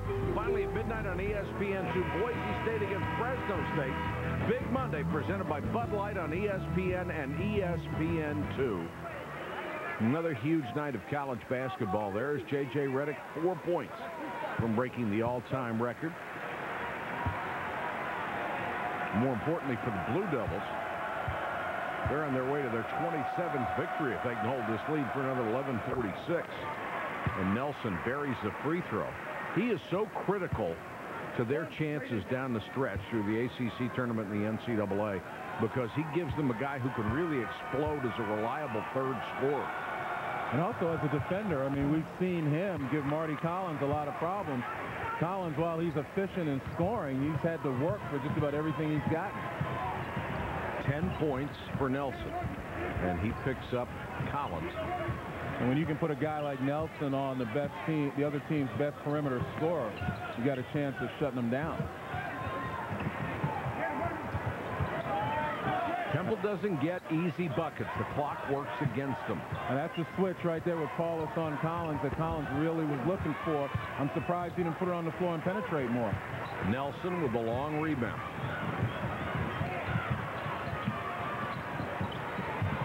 Redick, one of his favorite moves, trying to penetrate. J.J. Redick within 2 points of the record. 7 for J.J. on the afternoon. A 51-year-old scoring record that I frankly thought would never be touched, maybe about to fall. 2 points away from history for Redick. He is already the best three-point shooter in the history of the NCAA. Well, again, this is the thing that has marked J.J. Redick's development as a player, the ability to ball fake, get into the paint, and drive hard. You take a look. Remember I talked about using that arm? Everybody's doing it right now, but it gets him head and shoulders past his man. And that's made him a tremendous scorer right there. The ability to get on, put it on the floor, get to the basket. You got to honor that, and then he just steps and backs up and shoots the three. I mean, there's no way you can really focus on stopping him. And Mom and Dad would just like to get it over with. So would JJ. Redick 1 point behind Dickie Hemrick, who was a tremendous player in the mid-50s at Wake Forest. Not only the leading scorer, the leading rebounder. Although lending deference to guys like you who only played 3 years, Dickie had 4. Yeah, I would like to have one more year. I would have had one more year. Meanwhile, that timeout, that last timeout before this one called by Temple because they couldn't inbound the ball. That 20-second or 30-second timeout was called by Mike Krzyzewski, and I think he was trying to get his team focused on the next possession. Let's get JJ this record, and then let's move on. We had a chance to talk to Dickie Hemrick. He says he's actually ambivalent about holding the scoring record now. I still have the rebounding record, so I continue to feel good about that. And 51 years is a long time to have held the record. And I'm ready and willing to give it up. Lenny, I said this the other game last week that I talked to a couple of people who played against him, and they said he was just a beast inside. Well, I mean, to be that dominant, both the scoring and rebound records that have lasted for so long, and the rebound record will last even longer because, you know, that's not the focus. People shoot too well, and there are not a lot of people really committed to rebounding any longer. Collins kicks it out, wants to get it right back. Shot clock at 4. Remember, this possession started in a timeout. Collins has to force it, and that's a shot clock violation. Temple did not do a good job with the time remaining on the shot clock getting a shot out of it. Well, you wonder if they were even aware of it that time. I'm sure the coaches reminded them of it. But when you get out there on the floor, you sometimes get brain locked. That play just did not develop.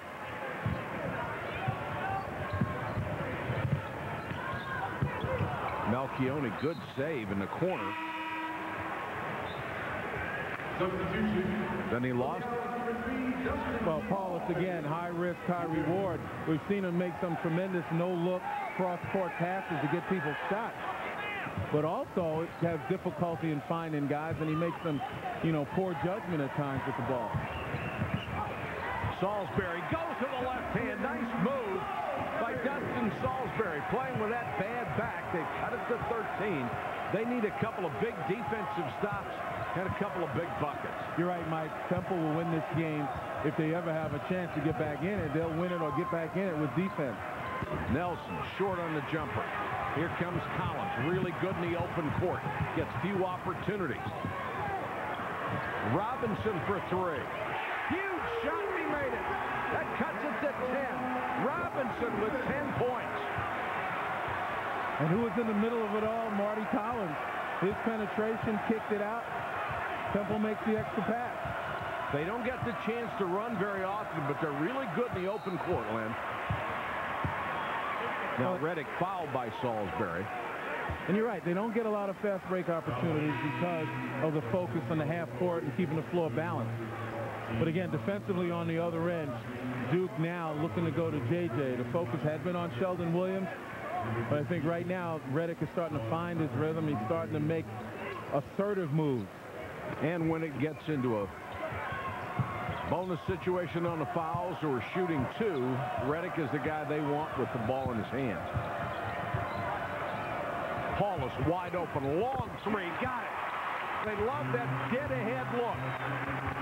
And again, if you're not going to play him, Paulus has to make you pay. Paulus was only shooting 34% coming in, but his stroke looks better today than it has in a couple of weeks. Well, prior to this game, he had only made 3 of his last 15 field goals, so I bet you an awful lot of shooting work was done between Georgia Tech and this game. A lot of pressure on a kid on a team that's trying to win a national championship as a freshman point guard. Doesn't happen very often. Again, we talked about the fact that as a point guard, and if you're going to double people, he's the guy that people are leaving, and he's wide open there. And if you can't make the team pay, you allow the defense to play 5-on-4. Holds 6 New York State records in football. Just a tremendous all-around athlete, and all the big schools wanted him. Only 3 players have ever led the ACC in assists as freshmen. The last to do it was Ed Cota at North Carolina. And he is going, barring a miracle, he is going to win that rebounding total, or the assist championship this year. What a smart play as the ball was tipped to him. Players on this club are just so aware. Well, a lot of that obviously is coaching. I mean, they come in with some talent and understanding of the game, but you know, they get taken to another level. Temple absolutely refuses to let J.J. Redick get open, no matter who else is wide open. It's not going to be him. Tyndale lost it on the way up, saved it. In the middle of the lane, Marshall with a flat-footed little roller. Had the right spin on it. He has 8, and it's back to 10. And that's what I tell a lot of guys. You get it up there with good backspin, nice and soft. You get the shooter's roll. Doesn't have to look good, huh? Yeah. Whistle away from the ball. And this is going to be on Marshall. J.J. needs a bucket to take over that scoring record set by Dickie Hemmer. But he is going to get it in the rhythm of this offense. And you've got to say Temple is sticking to its guns, because they are not going to let J.J. get a wide open look. Well, you know, it's like any record. You don't mind it being broken. You just don't want it broken on you. Exactly. But it could fall in the next 7:48. We'll see.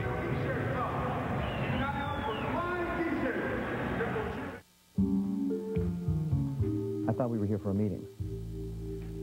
We are. So why are you on your laptop? I'm emailing you. Check your inbox. Now? Now. We can talk.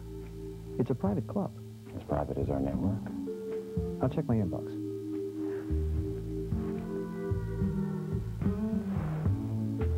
Privacy. Powered by Cisco. Wow, what's that?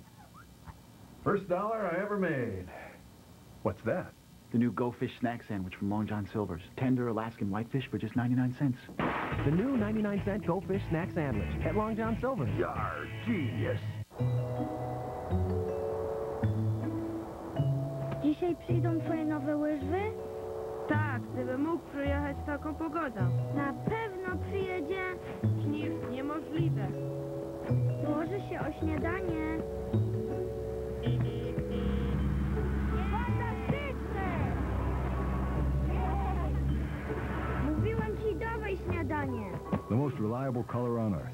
UPS. What can brown do for you? Wow, what's that? First dollar I ever made. What's that?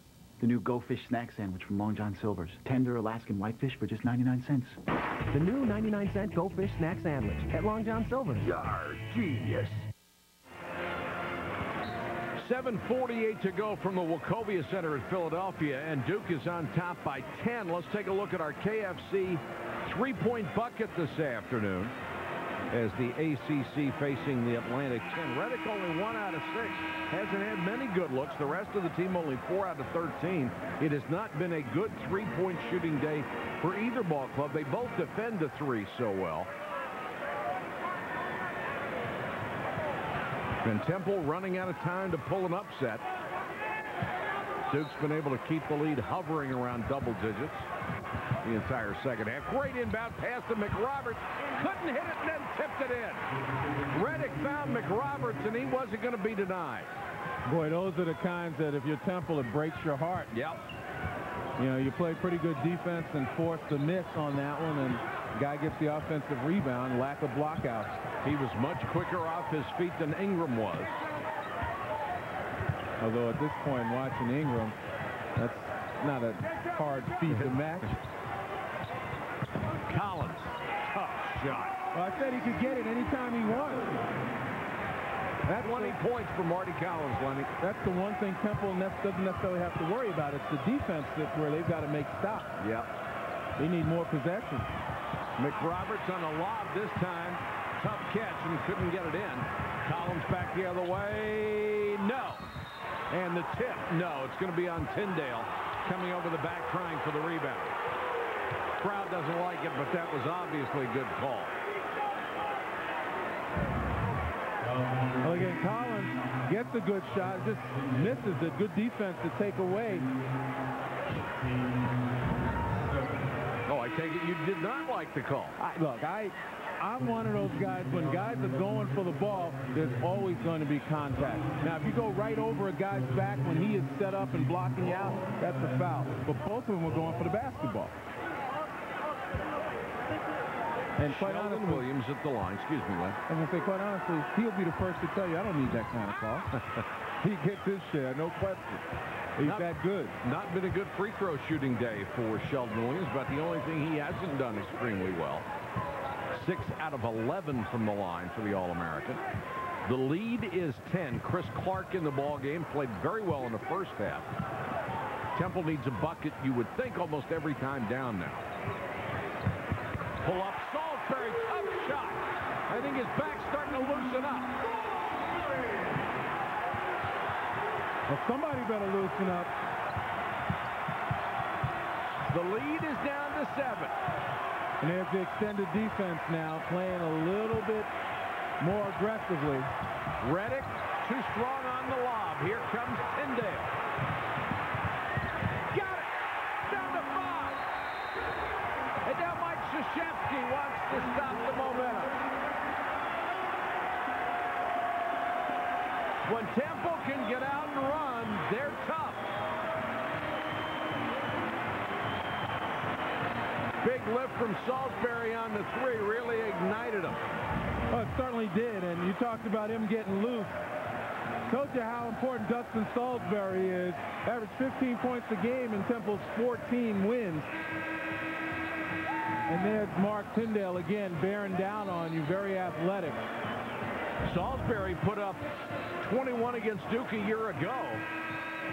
So he's not intimidated by the #1 team in the land. And when I talk about in 14 wins, Dustin Salisbury didn't play in the win against Richmond. So on the wins in which he played, which are 14, he averaged 15 points a game. And in the losses, he only averaged 5. So he obviously is very key to this offense. 6:03 to go in the ball game. Temple hasn't been this close in a long time. They've scored 9 in a row. Paulus, the freshman, picked up his dribble. Redick. Contact. Redick went down, wanted a foul, didn't get it. Salisbury back the other way. Williams picks him up. Well, Salisbury likes that because of his quickness. Blown shot, Nehemiah Ingram from point-blank range. He missed it by more than the range of the shot. He was a foot away and missed it by 2. A little too strong? A little. Paulus in the lane. Great bounce pass to Nelson. That's vision. So, 7-point ball game. Temple got it under double digits. And all of this with Marty Collins being attended to. He's not even on the floor. You wonder how they can do it without him. Tyndale trying to take over. This is Robinson, and now back to Clark. Shot clock at 14. Paulus knocks it away from Clark. Paulus driving and draws the foul. Let's go to Doris Burke. Doris. Guys, Marty Collins remains in the locker room. He has sprained his foot, but he should return. We're just awaiting his arrival, guys. Well, they can't afford to miss him for very long, Doris, as you well know. And you saw right there, was on the drive. And he's had trouble with that foot earlier in the season. Would be an enormous loss for them. Paulus will go to the line. I'll say not only for this game, but if he misses any extended time for their NCAA tournament chances. And the committee looks at that kind of thing, but they look at it 2 ways. You know, they'll give you a little bit of a break if you have an injured player, but if he's going to be injured through the tournaments, that turns into a negative. Paulus knocked to the floor after the free throw. He really got hit. And that was a real cheap shot there.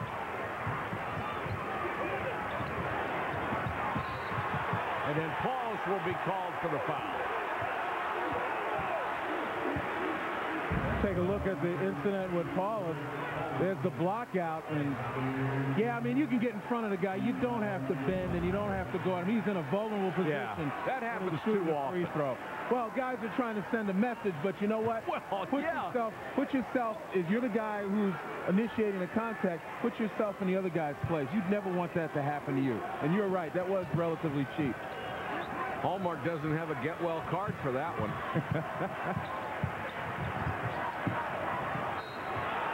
And off of Temple, out to Duke with 4:31 to go.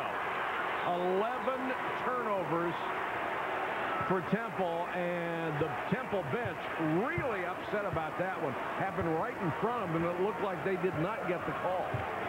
Well, and you got to wonder when a coach, when John Chaney jumps up in a situation, he's got to be convinced he's right, especially if it's right in front of him.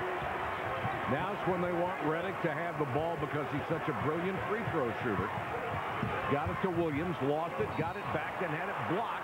And a foul underneath, and the crowd really upset about that one as well. An interesting part about it is the crowd is probably half and half right now. Marty Collins back at the scorer's table ready to check in. And that was on Ingram. He is gone. I mean, there's a lot of blue out here, but the Temple faithful have also shown up.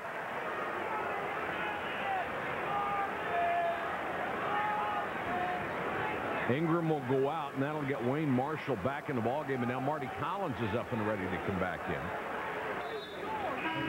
Ingram did not score in 13 minutes of action, but certainly he made his presence felt. And I mean felt.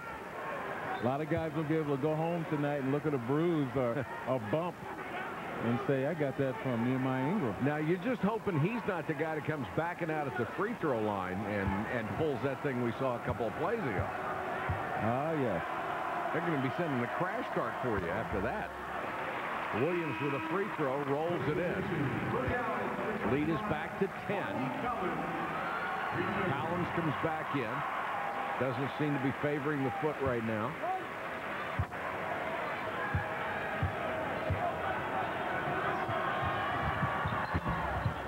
One out of two for Williams. 17 out of 27 is a team for the Blue Devils today. And this is the #1 free throw shooting team in the ACC, one of the best in the country, 77%. So not up to their standards. Collins knows he has to take it on his shoulders. Triple team, kicks it out. Salisbury for three. Marshall, standstill shot. Salisbury had a point-blank look, but a tough angle to get it back in and couldn't hit it. That's one of those you wish you had over again. Well, Salisbury could pull it out of the air, come down on the ground, get himself squared and steadied and powered up, and maybe work the three-point play opportunity.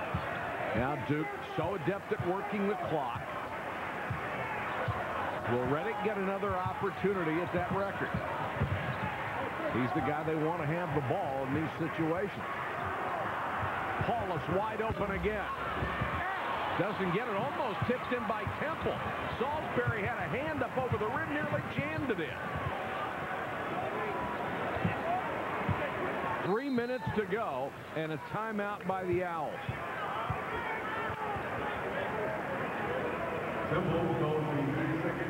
Redick still needs a bucket or a couple of free throws.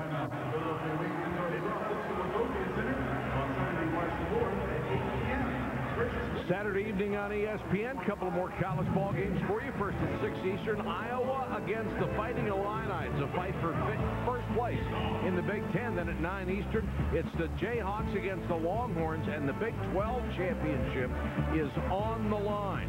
College basketball, part of Judgment Week, presented by Cisco Systems on ESPN. Kansas, Texas, also available in HD on ESPN HD. Boy, at the beginning of the season, who would have thought that Kansas would be battling for the regular season crown for the Big 12? That young team, you know, stumbled out of the blocks You know, Bill Self really has stayed with those kids, worked with them, and it all begins with defense. They're one of the top defensive teams in the nation. And it's tremendous watching young ball clubs develop over the course of a season. That's what coaches, you know, really want to do. The ACC is so young this year. Yeah. And we have seen what a great job Roy Williams did at North Carolina. The great job that Mike Krzyzewski has done with Paulus and McRoberts, the two freshmen he's counting on so much. And again, the common thread is the fact that all those coaches get their guys to commit to defense. His worst scoring game this year, 15 against Memphis, been held to 7 in this one. But we still have 3 minutes to go. And Memphis, similar defenders as Temple. You know, 6'5", 6'6", long arms, quick enough. What is Marshall doing handling out there? And what are they doing fouling him? And Sheldon Williams fouls him 32 feet from the bucket.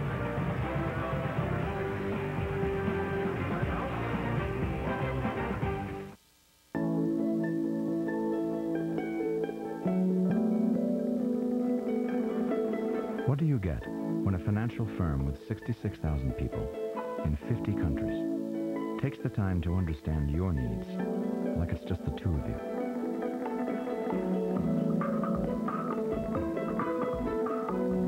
Could it be the most powerful two-person financial firm in the world? You and us. UBS. Everybody get down on the floor now! You're the hostage negotiator? That's right. What do you got? On March 24th. Things are not all they appear to be. He's up to something. The only way to know the truth There are matters at stake that are a little bit above your pay grade. is to get inside. I think you're stalling. Why? I don't know. Your defense wants to be a cop. Keep your men back! Denzel Washington, Clive Owen, and Jodie Foster. Come on, this ain't no bank robbery! Inside Man, rated R, starts March 24th. What you got there? Buck of noodles, 99 cents. Man, you're smart. We wasted our 99 cents on these new buffalo snackers from KFC. 100% chicken breast, buffalo sauce, sesame seed bun. And to think, we could have had noodles. That's a good one. The new 99-cent buffalo snackers from KFC. 100% chicken breast, authentic buffalo sauce, and crispy lettuce on a sesame seed bun. And like the original KFC snacker, it's only 99 cents. Heat things up for under $1 at KFC. The Rock Chalk Chant at the University of Kansas is one of the most famous college yells. It starts out in very slow cadence, and then as it goes through its rigmarole, it becomes more animated. It's quite a pre-game ritual that has become famous all over America.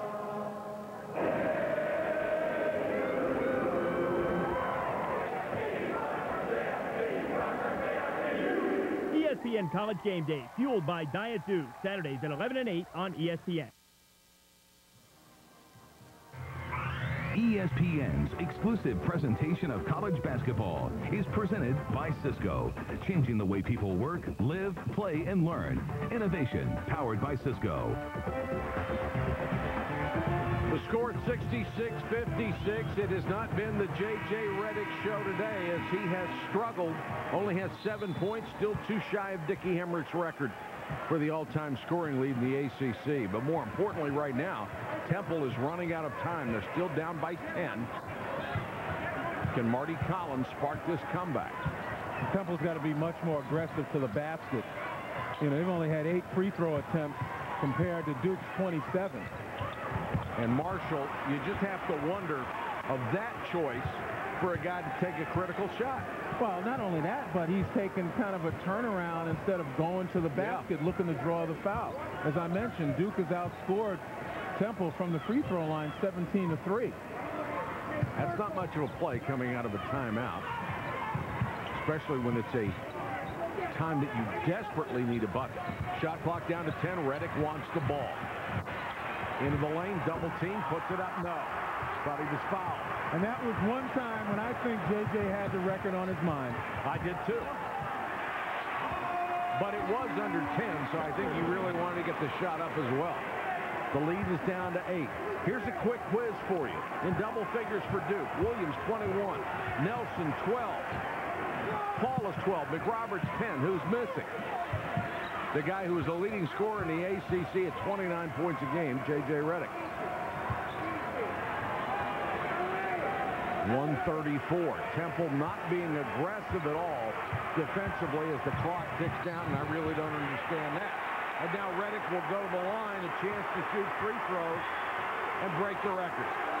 Foul is on Tyndale. Well, here's a hard drive. And stepping out, yeah, I mean, it was a block, no question about it. Had Tyndale established position rather than try to reach, might have been a different story. This is J.J. Redick's first trip to the line. He's the best free throw shooter in the history of ACC, one of the best in the history of college basketball. The Temple fans on their feet booing, the Duke fans on their feet cheering. Will this be it? There's one. He has tied Dickie Hemrick. This would just be a load to get it off his mind.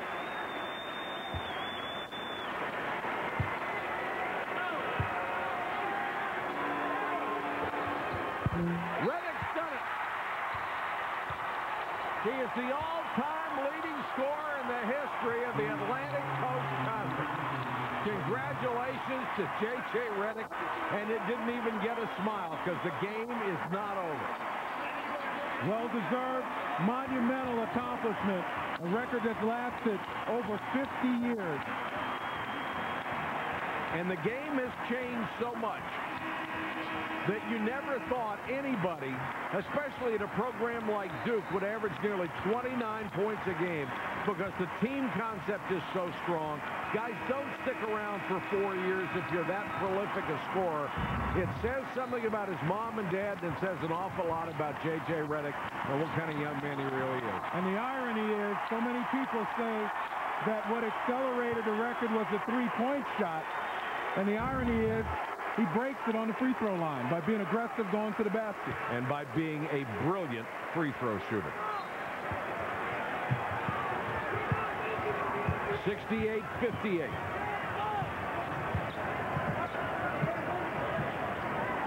Temple is burning precious seconds that they don't have.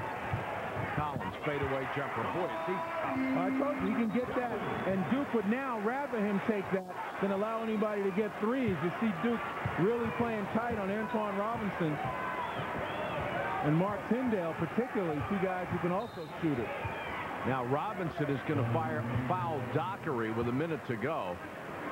I thought Temple should have been trying this about 45 seconds ago, although Duke is such a brilliant free throw shooting team. Redick, 2,588 points. I thought the record might fall to somebody in a program that was not right at the top of the ACC, somebody who came in as a brilliant scorer, didn't have a lot of people around him, and would get the majority of the shots night in and night out. But I tell you what, though, when you recognize the talent, Mike Krzyzewski, you adjust. Absolutely. You have to adjust. Yeah. And he put the focus, he's always had the focus on threes because it has suited the people he gets and the style he wants to play. Collins back the other way. Williams, great job of standing his ground and got a hand up and made a classic block. Now Redick fouled with 46 seconds left. If you get the ball in J.J. Redick's hands with the lead under a minute to go, you might as well write it off because he's going to make 9 out of 10.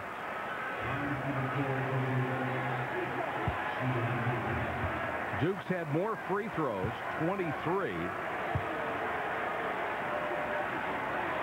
than Temple, and Redick with a rare miss. Well, I mean, unfortunately, especially here on the road, that fuels the controversy about certain teams, and Duke is not the only one, and people have to understand that, and I'm saying they're not the only one that are accused of getting a lot of calls, and it's not really the amount. Temple today wasn't as aggressive to the basket. Marty Collins, one of the few guys that took it to the basket strong. He didn't make a lot of visits to the free throw line, but in the end, you have to remain aggressive as J.J. Redick comes off to at least a blue standing ovation. Boy, and he deserves it. Tremendous performance for him. Tyndale with the drive, and he'll draw a foul. You know, it smacks of, oh, woe is us. You know, everyone's for Duke.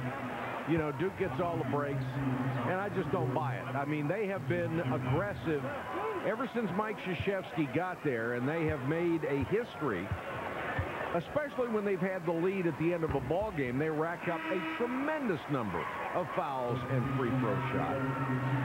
Yeah, and I'm not saying it's just Duke. And anybody who thinks it's just Duke and there's some conspiracy to give them all the calls, that's nuts. But in the end, there are some teams who have reputations for being aggressive, and there's nothing wrong with that are going to get the benefit of calls. Marty Collins with another follow. Marty Collins with 26 points, and certainly he has done everything he possibly could to keep the Owls in this ball game. And I know when we talk about Marty Collins, you know, there's some folks who weren't really convinced because he can go off and on now and then. A lot of that is the system, getting other people involved. But he rises to the occasion in their big games. He recognized responsibilities on his shoulders. Well, we were talking about that before this game started, and I have seen Marty Collins every year of his career, sometimes multiple times. Sometimes he's had a real good ball game, sometimes he has not. But you're absolutely right. He showed me something today with not a lot of help from his teammates, not a lot of movement for him to get assists. He pretty much had to do it on his own, and he did it. And playing against the man-to-man of Duke makes him a better player because teams zone and they take him out, much the same as what happened to J.J. Redick today. And still, he came through with a huge ball game. That's right. 71-63 Duke with 30.1 seconds to go in the ball game. If it stands like this, Duke is going to go to 27-1. They are already 14-0 in the ACC. And Temple would fall to 15-11.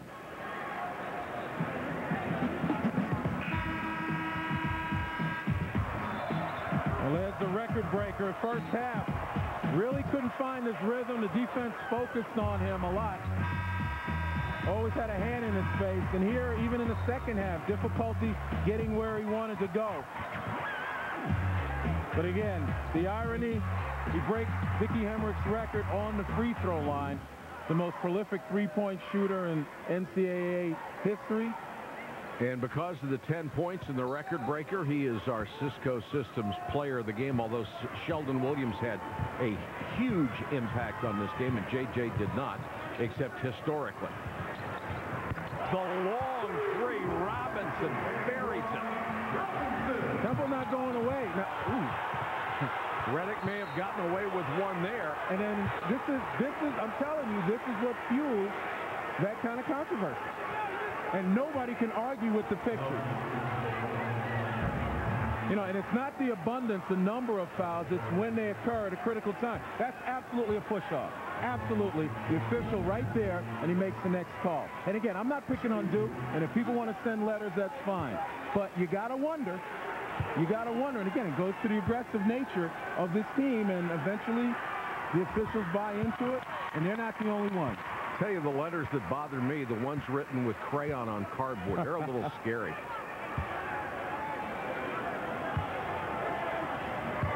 Redick at the line, now the ACC's all-time leading scorer. Will this one stand another 50 years? Collins back the other way. The game is 6. Williams with a rebound, and he's fouled. And that was 9 points. Yes, it was. Thank you very much. J.J. has missed 2 free throws today. And it's amazing that that's a story, that he misses 2 free throws in one game. That's the standard he has set from the free throw line. It is still a 2-possession game, but under 10 seconds to go, and Williams can finish this one off. Salisbury just fouled out of the ballgame. Sheldon Williams, 21 points, 12 rebounds, his 15th double-double this year, and the 53rd of his exceptional career. Look, the story of this game is the fact that Sheldon Williams was dominant inside, particularly in the first half, and Duke more aggressive to the basket throughout the course of this game, able to build a big lead. And the bottom line is they beat Temple also from the free throw line. Yep. And most of the calls were legitimate calls, but as I said, you can pick out every once in a while. You're on the other team, you can pick out calls and fuel that controversy, but that takes nothing away from the effort out here by the Blue Devils. They got the job done. And Temple now falling to 15-11. They may have to win the A-10 tournament, and they may catch a break in that regard because GW will come in shorthanded. Collins, the long three, followed by Tyndale, blocked by Sheldon Williams, and that's it. The Blue Devils of Duke go on a road to play Temple in Philadelphia and will come out with a 74-66 victory.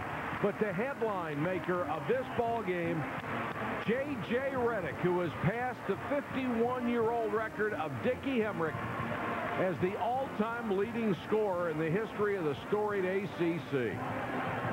And again, well-deserved. You tip your cap. If you saw J.J. Redick as a freshman and you see the development of him now to a college basketball equivalent of a superstar, you would have to admire the work ethic, if nothing else. And every kid at home who looks at J.J. Redick and what he's been able to accomplish needs to understand one thing. He did it with the God-given talent, but more importantly, he worked it, and he got the most out of his potential. And that's the tragedy of a lot of players. They never get the most out of their potential because they don't work hard enough. That guy is a worker. And potential, Lenny, you're absolutely right. Potential is the hardest label to justify in a human being in any endeavor, particularly athletics. But he did it. You're right. He made himself into a great, great player. Let's go to Doris. Thanks very much, Mike. JJ, there have been so many people throughout the course of history who stood in front of a hoop with a ball in their hands and dreams in their head. Today, you lived one of yours. What is that like? Well, you know, the record, to be honest with you, wasn't that important to me. Obviously, it's a huge honor. But, you know, I'm just glad we got the win today. It wasn't as pretty as we would have liked. Temple played a good game, but we got the win. Over the course of the last two games, JJ, it has been a bit of a struggle. What kind of pressure have you felt? So much of the media talking about this record. Well, you know, I feel pressure all the time, so it's not that it's been more or less pressure or anything like that. I thought Temple today, you know, they played a box and one, and it was just difficult to find shots. I got a few open looks, and I kind of rushed them. They did a great job, though. Your best asset as a freshman was your ability to spot up and shoot the basketball. How does a guy go from that as a freshman and transform himself into the ACC's all-time leading scorer? Really good teammates and really good coaches and a lot of hard work.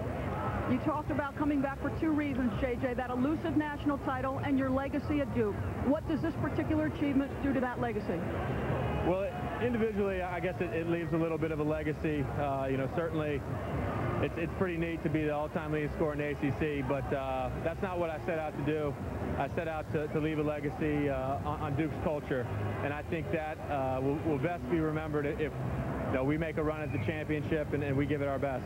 Overshadowed, but certainly not underappreciated, is Sheldon Williams. Can you just talk about the type of year he's had and what he's meant to your ability to shoot the ball as well as you have? Well, I think he's the best big guy in the country. He's a first-team All-American, and you know, he had that Georgetown game where he didn't play well and we lost, and since then he's been the man. He really has. He's really stepped his game up, and he's been getting a lot of double-doubles. I'm not sure what he ended up with tonight, but he was a man tonight again. You haven't been bad yourself. Congratulations. All right, thanks a lot. Kid with a lot of class, a lot of intelligence, and the free throw was the record breaker as he passed Dickie Hemrick. His mom and dad here to see it. The all-time leading scorer. The final again, 74-66.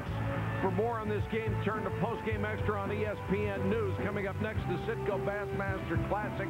For Lenny Elmore and Doris Burke, this is Mike Patrick.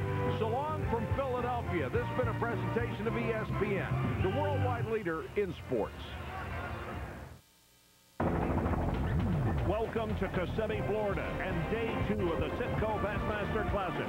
It's here the world's best anglers are making history.